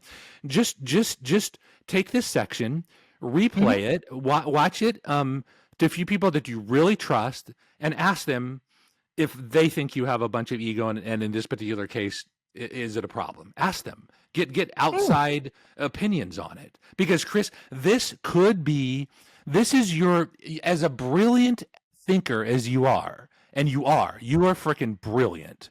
I'm telling you, this, whatever this thing is, I call it ego, pride, gotta be right. This thing can kill you. Okay, clarify the kill, because you said that earlier. Yeah. When I say kill, I mean, I don't literally mean you're going to physically die, actually. I don't mean that. so clarify that. But you're going to frustrate people to no end, to the point where I just don't want to deal with you anymore, because you're just not admitting, like, oh, yeah, I could totally see. I just misspoke on that. And that is a critical character flaw. Just like I'm not trying to beat you up with it, because I got 1,000 critical character flaws, which you have pointed out. So I'm not trying, I'm better than you. I'm saying in this particular, and because we've had this same friction over and over and over, this same, it's always over this, and I don't know what you call it. It's a certain pattern that you get into, that if you could get out of this pattern, whatever it is, and it shows itself in different ways, but it's always kind of the same underlying pattern. I mean, your logical and thinking and your ability to influence would skyrocket. So I'm really trying to help you, as I'm trying to choke you unconscious in jiu-jitsu at the same time. So that's all I'm saying, man. That's all I'm saying. Well, so the issue that I'm having in my mind is that when I see I'm wrong, I immediately accept it and can move on. Yeah, but you're not seeing it. Yeah, right. The problem right. I have right now is I'm not seeing I'm wrong. Yeah, got it. Oh boy, that's clear. Exactly. Yeah, so go back and watch it. I mean, this could be a breakthrough, and literally it could be. Maybe, but Scott, the problem I have is when I get into a situation like this and other types of thinking, and I actually do sit down and reason through it, I usually find, and maybe it's an excuse that I'm doing logically as well, but I am able to usually find out the piece of truth, or whatever you want to call it, that I'm tying it to, that I can't let go of. So I think there's something under here that I think is inherently, and I said inherently there, is actual reality that is keeping me from accepting the other things you're saying. Very possibly. And it could be an actual right thing. And I'm going to say, because of the way I think about other things, it probably is an inherently right thing, may not be relevant to this, but it is something that I'm tying to. And therefore, I can't get rid of something that I believe is right, or true, or reality, because that would be admitting that reality doesn't exist. So there's something in there that I've got to pare it down to say that's the thing that I'm having a hard time letting go of. That piece of reality. See, see now you're actually having an open mindset. You're actually going through and considering it, which I appreciate. That's like super cool, actually. Let me poke one more thing at you, though, is that. Okay. You said something you believe true, like the mark of a good scientist or a good engineer or a good thinker, that as soon as he sees something he believes is true, but he later finds is not true, you have to kind of rebuild your whole model around that. I mean, would you agree with that? Yeah, I think part of the problem, yes, 100%. Okay, but good. That's perfect. That's my point. Part of the issue that I have here is I don't see what you've presented as breaking inherently what I was presenting. Okay, got it. That totally understand. If that happened, then I would go, oh, boom, and I rearrange my thinking to accept that piece.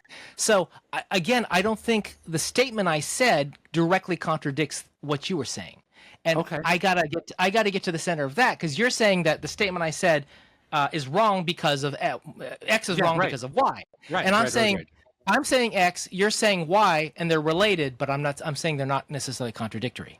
Yeah, see, that's one problem. Okay, so that's the tiny problem. The big problem is, I'm going to call ego, arrogance, I'm right, you're wrong, I don't want to be wrong sort of thing, because something in your brain won't let you go there. But Scott, so you're saying I'm wrong. Yeah. I'm saying I'm not wrong. Yeah. You're saying because I won't admit I'm wrong, I've got ego. Yeah, right. What if I'm not wrong? Well, in that then case, you've then, got the ego. oh, 100%, absolutely, yes, Right? yes, you are 100% right. What I'm getting at here is I don't think we're arguing the same thing. I don't think we're arguing the same thing. And therefore, I'm like, Well, we're arguing think we're- different things. It's like it's like so like for instance, and this is not what's happening here. I'm just using a stronger analogy. Let's say somebody lies to you, right? Let's just say that. And, Yep. and I'm not saying you lied to me. I'm just using this as an analogy. Yeah. That somebody Okay. lies. Okay. So now what happens is it's not the lie that's the big deal. It's the fact that you just won't fess up that you lie. I'm not saying you did this, right? This is a different now. So now the real problem is not the lie, but you just can't admit that you lied and you keep defending it. So what happened is a small technical error kind of exposed a much bigger, what I call a character flaw. so, but That's what we're I'm talking about getting here- now. That's what you're talking about. Yes, And right. I'm not accepting that argument about how I'm thinking. Gotcha. Yeah, And it's 100%, absolutely. it's not that I can't have an ego involved, and it's not that I can't have, I don't want to lose an argument. Those are feelings that I would have potentially. Yeah, right. But for me to accept that that's what I'm doing, I would have to agree that you are right and I'm wrong in my head 100%. And I don't Okay. think the argument you presented proves my statement wrong, particularly with the caveat of fixing the model conversation we just had. So Yeah. I think so to me, it isn't ego until I recognize that I'm wrong. And then I go, oh, that was the ego talking. Right now, it's like, no, there's this factual thing in my head somewhere that's saying that I'm not wrong. Okay, gotcha. So Okay. I'm saying I'm not wrong, and therefore that's ego. But I would have to know I'm wrong, and I don't believe I'm wrong. So whether I'm Gotcha. right, I if hear I it. don't believe I'm wrong and I'm fighting, it's not ego. If I believe I'm wrong and I'm fighting, then it's ego. Okay, Keith, that's so good. That's so good you did think that. No, that's 100% ego. That is the definition at the core of ego. What is? What do you mean by that? That thing that you said, like if you recognized I'm wrong and then I fought it, that would be ego, right? But what you're doing is you have this logic and critical thinking that you believe is logical. That is the ego that's preventing you from seeing it. That's what I'm saying. It's now we're abstracting away multiple levels of it. Because I'm seeing it, Chris, because I do that shit all the time. So I understand it and I recognize the pattern. You're saying I'm using logic to defend a position I want to have. So I want to be right, and there's some things in there that I'm believing, and I'm using my logic as the defense of me wanting to be right. Correct, 100%. Mm-hmm. Yeah, I understand that's the logic. argument. I understand your argument there, and I can see how logically that could happen. And honestly, I can use logic to defend a lot of bad behavior. It's easy to do. Right. I'm not wasting time. I'm learning. Crap like that, right? And I do that. I admit I do that. Yeah. Here, we're talking about a level of tying that logic to a belief where I don't recognize that. I don't see that. You're saying that's ego. At this point, it's not ego in my mind because I think whatever it is I'm tying to. And I gotta think more about what factor of reality I'm fighting for here. I've got to examine that to see if there's a fault in logic there. Yes. I don't think there is. Yes, I don't think there is. Right? But here's the thing, though, Chris. Can I just jump in real quick, actually? But I'm getting hopeful because you're at least willing to examine it. That's a really good thing in my mind. Was I not before? No. Not like you're doing now. Well, This is to me, this level. is the natural progression of the conversation. To me, okay, fair enough. Right, I got it. So for me to jump to this point, this is where, and this is a result of you saying that I'm using reasoning as a defense mechanism, and that's the ego. This is me. And I'm saying you're not I'm moving to consciously. the next spot. Yeah, no, that makes sense. I did say that, and I still believe that. That's So now where I'm at is because you're questioning my premise that I'm right, because I'm right. I believe I'm right because I'm using logic to reinforce it, is what you're saying. Yeah, And because correct. I love logic and blah blah blah so much that it's in my mind, it's ironclad. Yeah, exactly right. And the reason I keep beating up on the ego thing is because that's what ego does. It protects in a way that you can't even see. So Scott, I think the problem here is if I do apply enough logic to this particular argument we made, Yeah. I can always find a way to parse it such that you were right and I was right. That's part of that. That's a different problem we would have, is right. If I sit down long enough, I can spin it in my mind or in both of our minds potentially that we weren't really arguing the same thing, blah blah blah blah blah blah. And I actually, right. and so that's the first defense I went to, is that we're not arguing the same thing, which I think is in essence part of the truth, at least. If not there all could the be truth. there could be some part of that, but certainly not 'Cause I most. think that's usually when you hear arguments, it's people aren't arguing the same thing. Yeah, very likely. And I do that all the time, 100%. Yes, exactly. And So I like it when you call me out on that, because what you're doing is you're making me better, and I appreciate that. So I'm going to have to see if what it is that feels wrong here in your rebuttal to my initial statement. Yeah. I'm going to figure out what feels wrong here.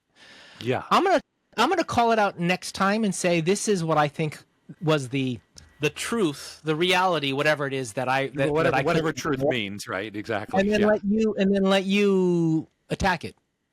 Yeah.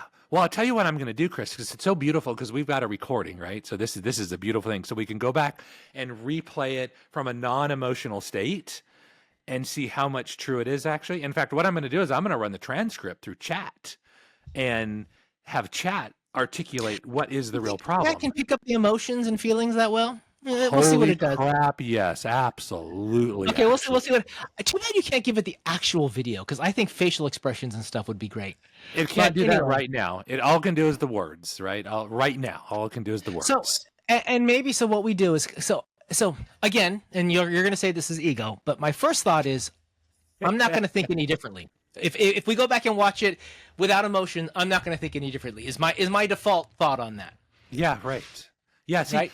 that's problem thinking, though. A real scientist would say, I'm going to go back and reanalyze the data, and regardless of what my feelings are, if I get new data, I'm going to rethink this, and I'm going to say, yeah. So, Scott, what I said is not contradictory to that. Okay, explain it to me then. So, I'm going to go back and if I go back and watch it in a different mindset, without emotion or the like. Yeah, right. And I find out, wow, I'm thinking differently at that point. Well, then, of course, I'm going to reassess it and go, oh, what I'm telling you is I think the outcome of that is that right now I'm thinking clearly. And therefore, when I'm thinking clearly later and I look at this, I'm not going to think any differently of it, is what I'm saying, which is not the same thing as saying if I go back and watch it and I go, it is different, that I'm going to shut out the idea that it's different. If it's different, and I'm going to go, all right. So what you heard and interpreted was, I'm going to let my assumption, or in my mind, my logical logical belief of how I'm going to view it is going to keep me from being scientific about it. No, it's not. Okay, but a scientist, when they have a theory, has an idea what is going to come out, and then they use the theory to prove it right or wrong. So I think I'm not going to change in my viewpoint, and then we'll go back and watch it, and that'll be the theory being tested, and we'll prove it right or wrong. Yeah, this is beautiful, actually. Right? Chris, this is like the essence of jiu-jitsu right now. This is us rolling around, getting bitter. Because hang on. Let's propose there's three outcomes I can immediately think of, right? We were both 4 outcomes, and this is probably we're both wrong, right? That could be one possible outcome, but there's variances. Like maybe you were mostly right and I was mostly kind of right, but not super. But you were more right. That could be the outcome. It could be that I totally misinterpreted everything, and I'm like, I was totally wrong. But in that particular case, I win, because now I just get better. Right, because I'm like, holy crap, that's the pattern I did, and now I've learned something and I get better. So for me, that would be the best outcome for me, because now I've just fixed a flaw, and I'm like, now I can start to think better, more clearly, actually, right? That would be the best outcome for me. Being wrong is a learning experience, is what you're saying. Yeah. My ego would take a little bit of hit, but screw my ego, right? I'd rather be right, like right. When I say right, I'd rather be more right. and not driven by my ego. So You'd rather much, right? be better able to think than be right. I would like to how to think better, right? The name of this podcast, right? The other outcome is you could say, oh my gosh, after careful analysis, I see I was wrong, and that was my ego driving me so subconsciously I didn't even see it. Mhm. And I was basically blinded to part of that. And I don't see how we could both be right. Maybe. I mean, maybe Well, we that's a could both be possible right outcome. if we start defining that we're not arguing the same problem or the same idea. Yeah. And so I as much as you should dig into this, I'm going to definitely dig into this because I want to be wrong. I really do, actually. Oh, Scott, if I say we should have 100% gun control and you say we should have no gun control, right? Yeah. We could both be right depending on what we're arguing. I think so. Probably the answer is somewhere in the middle would probably be the best thing. Yeah, but if I'm arguing no one should no that I don't want anyone to die from guns, yeah, right. then I'm going to be more right than you. If your argument is we all have a right to defend ourselves. Well, in your use case, with guns. that argument, I'd say absolutely. I don't think anybody should die from guns. That's a bad idea. Yeah. I don't want people dying, right? So, But then the idea being, how do you do it? And like, well, I believe it's in gun control or whatever. You know, but the idea being, since we're not arguing the same thing, we're not. You know, then it doesn't matter who's right or wrong. You know, or we could. In essence, what we're saying is we could both be right. We could both be wrong too. Actually, that's your fifth scenario. We're both wrong, and we're still arguing different things. Yeah, so we're arguing that the could same- be, yeah. right. So, Which is probably in the fact, most probable thing. That's probably the most likely, right? That we're not on the same page, and we're both wrong. Yeah, exactly. So what I want to do is, we got to record. This is beautiful. I have a recording, so now we can go back and like unemotionally look at it, and have chat look at it, and maybe have other people look at it too, because this is freaking jujitsu, Chris. This is how you get better, right? I mean, significantly better. This is the point. Remember, I said way back when, like months ago, I'm like, man, I wish we could somehow make this like jujitsu somehow. This is what we just did. This is beautiful. So, anyways, Yeah, and you got to realize, Chris, out of all this is love for you. yes. Yes, I get it. Good. I'm glad you got that. That's I the don't most feel it, but important I get it. Okay. Good. It's like, as I'm trying to choke you unconscious, man, I love you. I'm going to whisper in your ear, good night, Chris. You're going to sleep now. So, and a big part of this is a lot of the logic is a huge part of my identity. Yes.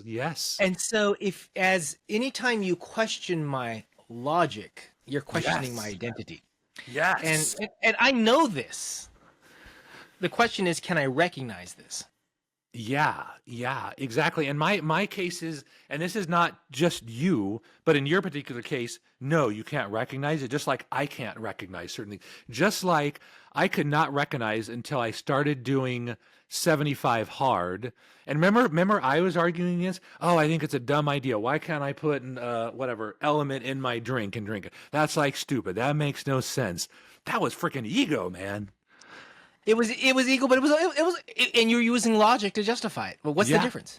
Yeah. Right? Yeah. And I was the one arguing with you because the point isn't any of that. The point is one thing only. It's the discipline. That's all it is. And you were 100% right. You were 100% right, actually. And the only reason I recognize that in you is because I do it all the time. Mm-hmm. So, I guess one of the hardest things for me to accept is that I don't see it. Yeah, right. And the reason why is because I often am able to see it. Oh, I'm doing this. Yes. This is me making an excuse. This is me doing this, right? Yes. And I have a very high, I don't want to use the word ego here, high level of confidence, whether it's right or wrong. I have a very high level of a confidence that I'm very self-aware. Yeah, right. In fact, it's one of the things that I probably think I'm more self-aware than most people. Okay, and maybe that, I don't know if that's true or not, but could be. But because I have that belief, anytime you're going into a point where it's questioning my level of self-awareness,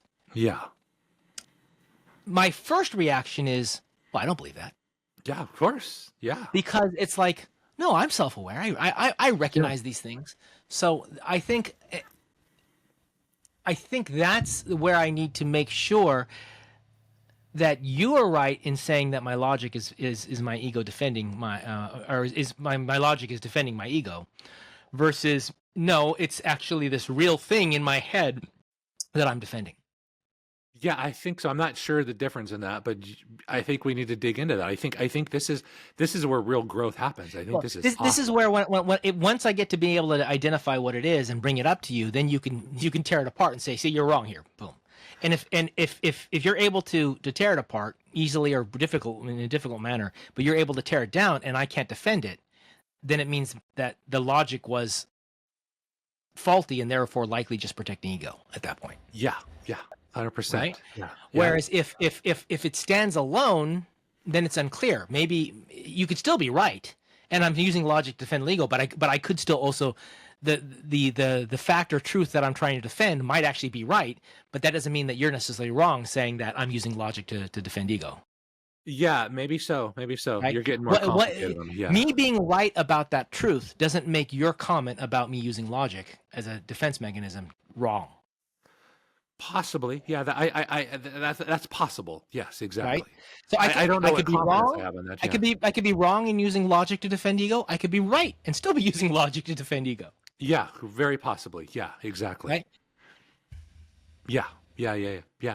This is why, for anything, you need outside people. This is why you need other people to like critique. This is why we do Toastmasters, right? Because they're going to bring up stuff you just can't see. Like I was talking to Jamar today, and apparently his comment about the attractive woman or whatever, she was hot or whatever the comment was he made, actually, he said, "Oh my gosh, man, I got nailed in the comments." Oh, I brought it up in my feedback to him. I'm saying, why did you have to say she's hot? Yeah, exactly. I thought, what does this do?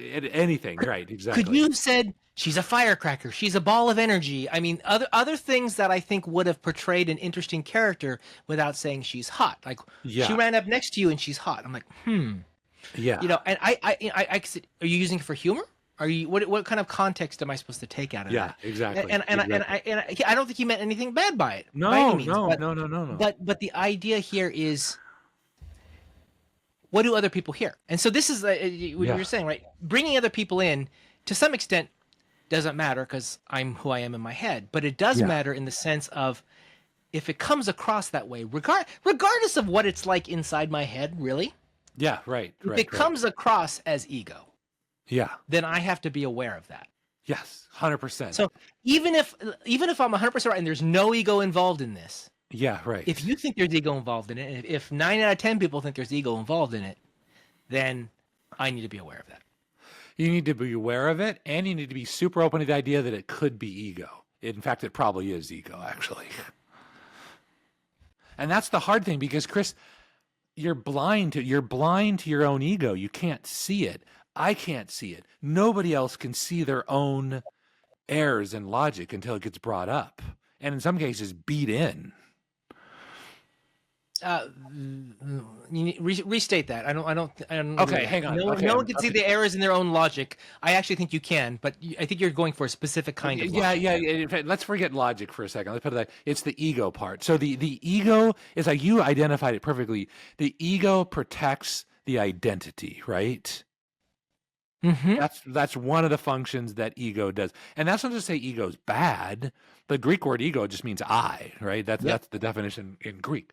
So, but it also blinds you to it as well too. It's like, or you will go to your grave thinking you're right in order to protect your identity. And when I say you, I mean me. I mean everybody living on planet Earth. I get that. I guess the problem here is, I hear what you say and believe it. Yeah. And still think I'm an exception, which is its own thing, man. Which is its own thing. Definition of it. Well, but Scott, is it possible that someone doesn't, or do they have to be? And the reason why I say that, I mean, maybe biochemically we have to be. We are this way no matter what. And so I'm outright wrong by saying I'm different, or is there any chance that someone can be different? I think there's a potential chance for it, but I think it's extremely low. That's the science side of your science engineer side of you talking. Yeah, I think it's because we always said we can't say 100% anything, right? Yeah, exactly. And so this is where I have I have a problem with other people when I talk about things. Is to me, I don't see absolutes, Yeah. right? And since I don't see absolutes, that leaves wiggle room for a lot of things. Yeah. Yeah. Right. And I'm not Absolute gonna. Yeah. Yeah. And I don't want to go down and argue that road because I don't know exactly. I'm just pattern matching stuff. It's like I just see So- that, and I see it in myself so much. I'm like, okay, and I'm trying to get over that actually. So when I said if 9 out of 10 people see what I said as ego, Yeah. then I don't need to accept I'm wrong and that's ego. I think that you kind of stated that it is ego. I'm like, no, that's 9 out of 10 people. The fact are 9 out of 10 people think that I have ego getting in the way of this. And if I care about their perception of that, then I need to address this. Yeah. And this has nothing to do with whether they're right or wrong. Reality is 90% of people think I've got ego and I don't want them to think that, then I've got to address it.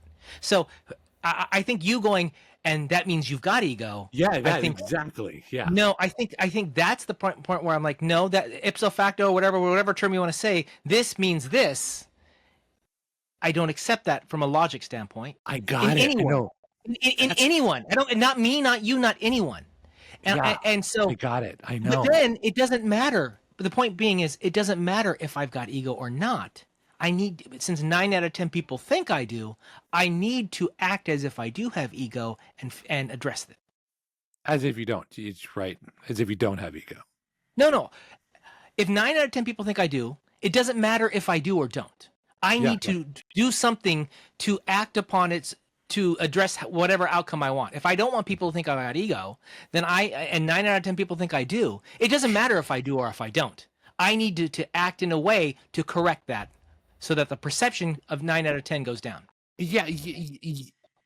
This is like the idea of it doesn't matter if God exists or not, you got to act like he does. Doesn't matter if my ego exists or not, I got to act like it does if 9 out of 10 people believe it. Well, okay, there's so I'm with you 100% on that argument, right? Okay, all right. But it doesn't fix the core problem. It's just putting a Band-Aid over it. Like let's assume, right? This is a thought experiment that you actually do have ego. Would it be better just to mask it and pretend like you don't, or actually fix the underlying ego problem?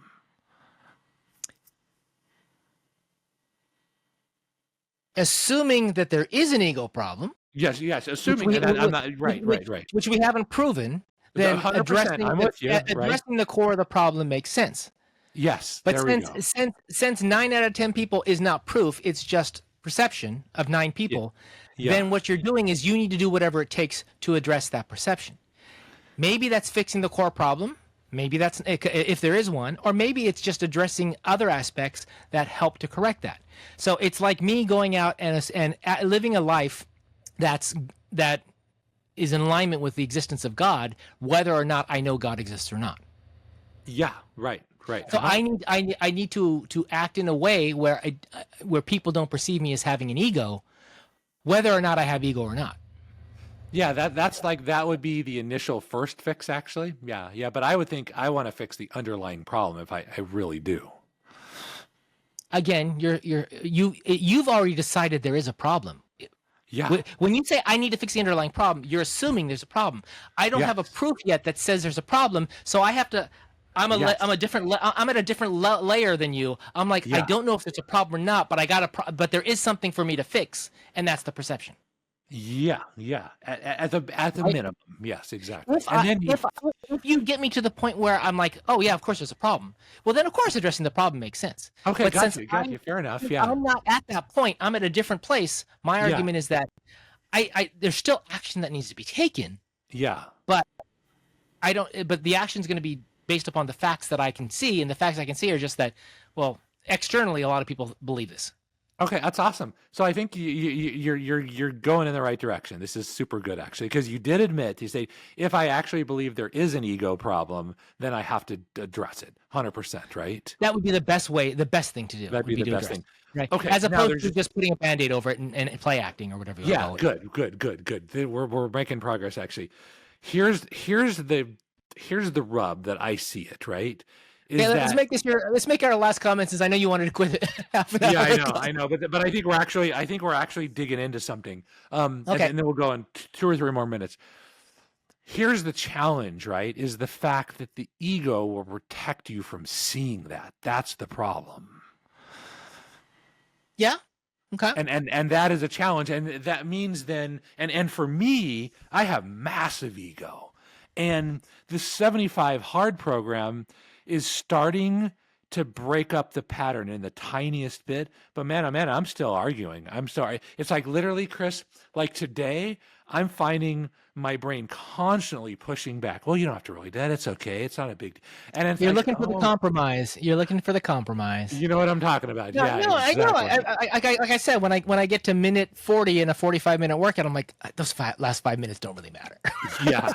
Yeah. And my thought is, my belief is, right, this is my ego speaking right now. My belief is that if I could break through that pattern and develop new patterns, I could be much more effective, much more helpful.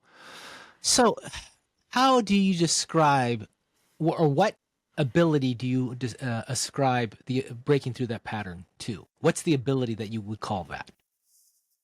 And I don't even understand the question. So repeat So, it again. okay, so let me give you the answer that I think it is, okay? Okay. And this goes back to the whole self-awareness thing and the fact that I have a very high level of belief in my self-awareness, Yeah. right? So I think when you're highly self-aware, you recognize when you're making compromises with yourself, when you're reasoning yourself out of making the best action possible, right? Okay. Yeah. Sometimes- If you are highly generally, self-aware, yeah. generally we know choosing the harder option is generally the better choice for growth. However, so, we often rationalize taking the easier choice for whatever.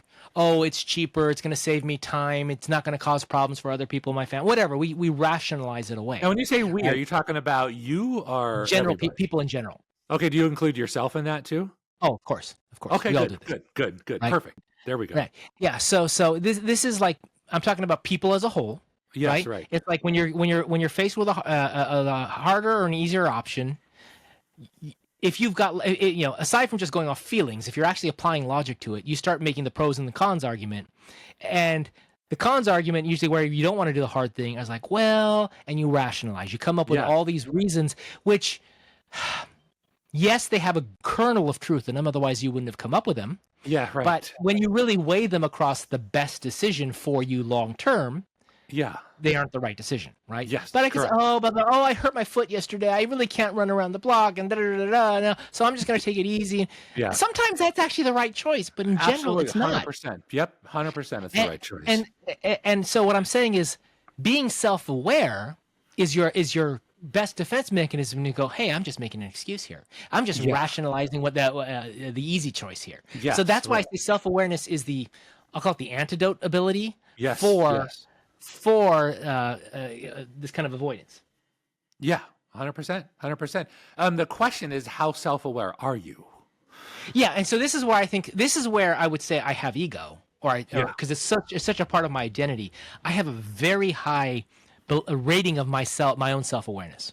Yes, correct, actually. Right. So let me go back to jiu-jitsu again. This is why jiu-jitsu is so powerful. When you go into jiu-jitsu, you think you're a badass. So I thought I was a badass. And I thought I'm going to do this, and I'm twice your size, and I've studied martial arts for like 7 years, more than 7 years, most of my life, and I'm going to maul you. And then reality hits, and you're like, holy but Jesus, I am and you're just like, this doesn't even compute.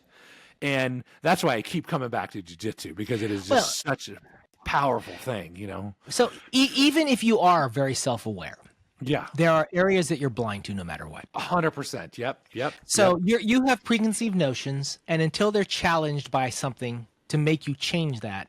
Yeah. I was watching a YouTube video yesterday where some guy had a conservative stance, and he was standing out protesting, or he had a sign or something, and some younger woman was commenting about him being uneducated. Yeah, right. And he actually had a master's degree and multiple degrees and all kinds of stuff, right? And her assumption was he was wearing a baseball cap, a T-shirt, and were holding a conservative values sign. Yeah. And so, and of course, so this is spun towards, she misinterpreted, but you could see in her mind that she's young, and so I attribute some of this to youth, but also some of it to just bias. It's like, Yeah. oh, people who dress in baseball caps and have conservative and protest conservative have signs or whatever like that are blank. Yeah, right. Uh-huh. And one of the qualifiers is, oh, they're uneducated. Oh, they all have guns. They all drive pickup trucks and whatever, right? Yeah, You've right. got all this kind of stereotypical viewpoints, and that's so we all have blind spots in our self-awareness. So Yep. and so this is one thing. I am always questioning: am I misinterpreting this? Am I getting this wrong? And I do it a lot. I think the thing that you've attacked in what you were coming at is you were going deeper in my identity than most of the things that I think about for self-awareness. So, I'm often thinking, what am I thinking here? Am I recognizing other people's emotions? Am I caring about other people's emotions? Am I, am I missing something logically here, or am I assuming something here? I do that all the time in my thinking. That's why I consider myself so self-aware, is because I'm nonstop doing this, and I feel like I'm doing it at a level that's beyond the norm. Okay. Probably. That's so, where yeah. that's where the ego is, that I'm really good at self-awareness. Yeah. Right. And then I think by saying that my ego is in the logic that's protecting the ego, or whatever, I'm like, this in my mind, no, that's below the ego. It's something more fundamental than the ego. Oh, so no, for you to say that the logic is being influenced by the ego is hard for me to accept. Oh, and so I okay. assume because I think of my logic is almost being sacrosanct, right? Right? Because I think that, okay, so because I think that, then the output of that logic, whatever this underlying belief or idea that I have, is true for me, whatever, right or wrong, it doesn't matter, right? Yes. That's protected at a level deeper than all this other stuff, where I'm open to question. You can question all this stuff all you want, because that's part of my self-awareness. But you went to the logic, which to me is pure. And so now I've got to go back and look and say, is it pure? Yeah. Right? So I think that's the thing. And when you articulated that, saying that the logic is actually being influenced by the ego, then I had to go, oh, okay, so now you've attacked the fundamental thing, which I wasn't even questioning, because in my mind, it's a pure logic is pure. Yeah, exactly. And so I'm not the study. You just brought up such a good point, actually, because my assumption is that the ego is like way below the logic and critical. I mean, it's like our prefrontal cortex up here. This is the logic. This is the critical thinking. More in the back part, that's the reptilian brain. And that overrules everything. Unless, man, you get tremendous amounts of training, right? That's hard to overrule. That's my assumption. That's my model of the brain works. But boy, oh boy, if that model is broken, then I need to rethink everything. I'm visualizing this graphic where here is the mind. Yeah, right. And the average person has this much self-awareness. Yeah. So at the lower levels of thinking, there's self-awareness, because your identity isn't there. The more education or the more thought you've put into this, your self-awareness is bigger. Yeah. Which means more areas are open to being questioned, basically. Yeah. And the more you think about it, and the people who are very self-aware are at a point where most of the mind is open to self-awareness. It's open to being questioned. It's open to all that stuff. Yeah. But there's always a layer at the top that is not open to self-awareness. And it's deeper and deeper in your thinking. And I think that's what we've touched upon, in my sense, that's the thing that I think isn't open to self-awareness, because it doesn't need to be, because it's pure. Yes.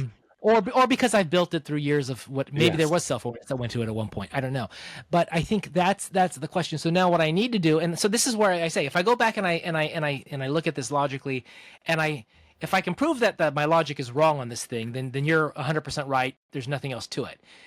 If I can still defend that logical thing, that thing that I got with logic, then you could still be right. But then I could still also But I could also be right. So you're right that I'm there's ego here, but I could also be right that I'm defending something that I believe, I came to believe through pure means, I guess. Yeah. So my thought is, if we break it down in the software model, is that, are you familiar with like software where, like, the kernel, right? Which is the core operating system that, like, is right next to the hardware. I mean, there is no deep. That's where I think the ego lives, right there, right next to the hardware. That's my assumption. But I'm so curious. I'm going to spend the next couple hours. I'm going to do some research on ego and how this works, because let me tell you something, Chris. If we could figure this thing out, and maybe we need to have Andrew back on and talk about ego again and have experts come on and talk about this, because I think if we have some underlying bug in our kernel and we correct that, it's like, holy crap, our ability to think critically and solve problems just explodes dramatically, is my premise. Well, yes. And I see, I sometimes talk about common sense being wisdom, intelligence, experience, kind of a mixture of things, right? Yeah. And we don't talk about this, but I think self-awareness, which is actually questioning things about yourself, is a critical part of that. That's also being able to be self-deprecating or to recognize flaws in yourself, all that type of stuff, right? That goes hand in hand in balance with all these other things that we need. And I think maybe we need to list out these qualities of what we think go into it, because I don't think it's just critical thinking.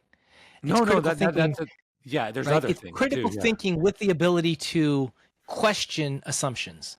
Which also means a level of self-awareness. What are the assumptions, right? So all these things mixing together, and then going to your point, how much of this is pre-programmed at a core level? Right. And then what can you change the core programming, or can you just put filters and layers of things on top of it to correct for it?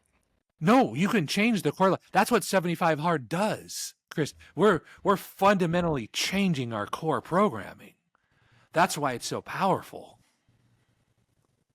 Because it's not about exercise, man. It's about, like, getting down into that kernel, right? I don't know why. I just had a thought of you. We were talking last time about boot camp, right? And boot camp strips down your ego, basically, right? And then rebuilds you into a certain model of ego that fits in with the military. Exactly. So I think the 75 Hard is a simplified version of that, without going into 100%. Which is why, unlike 12 weeks of boot camp, it's 75 days. 75 Actually, days. it's not much difference. Exactly. 12 weeks is 3 months, so it's not that much difference. But and that's why I keep coming back. That's why jiu-jitsu, man, it just goes right down to the freaking core, right? Well, you strip out the ability to hide excuses. Hide things. To hide things. Yeah, because reality is reality, man. When that dude half your size, 30 years older than you, just owns you on the mat over and over and over again, and you're like, what? You're just like, how? Man, that deeply affects you, you know? Well, and I think, stripping down the ability to hide things, that's why first principles, that's why going back to the physics of a situation, all that sort of thing. You're trying to get to reality.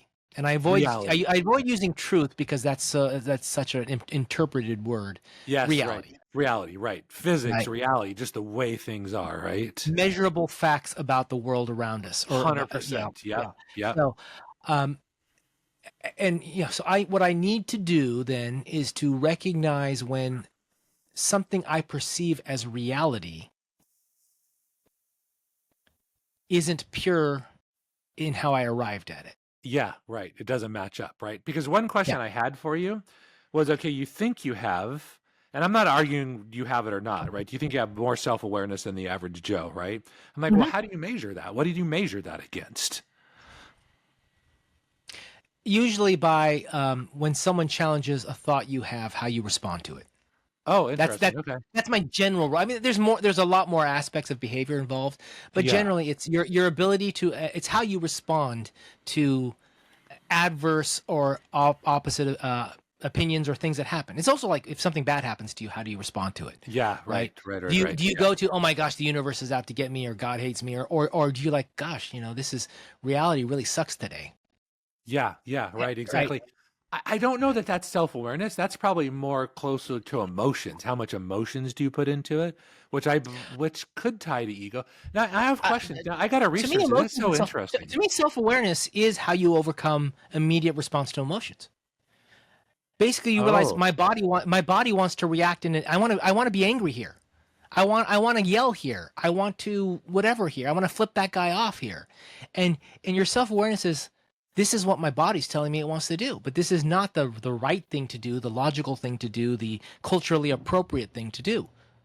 See, I wonder. I think that's part of it. I think that's part of it. And maybe I'm titling it wrong, but maybe I'm using the wrong phrasing. But to me, that's all. I consider all of that self-awareness. Yeah, and I don't disagree, actually. Let me tell you something. We should probably wrap this up because we always go longer. But hey, Chris, listen, the next handful of podcasts, let's dig into this because I know for me personally, this could be really fruitful, Well, so, that I fill out the 75-hour bandwagon yesterday, so I'm starting it again. I'm starting it again tomorrow, so I'll be finishing a few days later than you. But well, you don't know that, man. I could go day 74 and I could fall off the bandwagon. Yes, right? So I'll be rooting for you to fail.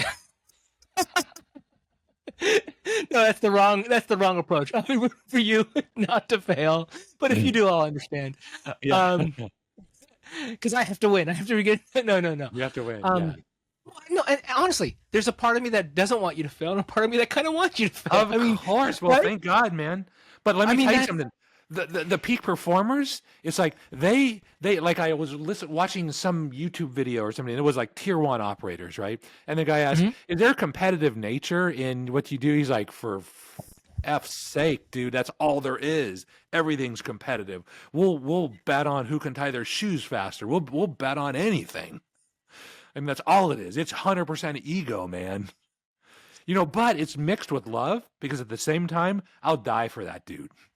At the same time. So it's just interesting, just mix of, emotions. It's like families, teams where you badmouth each other internally, but you don't accept badmouthing from outside. Yeah, I'll beat the crap out of you, but somebody else comes up, now we got a problem, right? No. I'll beat the shit out of you, but not you, That is human nature, and in my mind, it needs to be embraced. And sometimes that's physical, sometimes it's verbal, sometimes it's other things, right? And that's why psychological safety is such a strange word, because depending on the environment you're in, you might be physical with each other and actually cause each other pain, but accept it because that's part of your environment that you're in. Versus someone else might be like, oh, we protect people's emotions, and somewhere else, everyone's going to be different depending on the team. Yeah, because I have to cause you pain because I need to toughen you up because I know that the outside forces, if you can't handle me, you're not going to be able to handle them. So that's love. And I would argue in those situations where the physical aspect is kind of stretched, that probably the emotional, mental aspects probably don't get as much freedom. Yeah. Whereas if it's a place where everyone's opinion is welcome, probably they don't get physical in those types of places, right? Yeah, right. It's all different. And it's got to be some blend. It's like you go too far left or right. You got somewhere in the middle is probably the right answer. So yeah. So I think that makes sense. All right.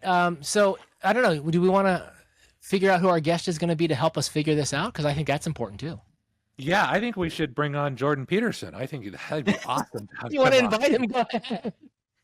I mean, the chances of saying yes are... I'm sure he'll be impressed by our 200 followers. Pretty much zero, but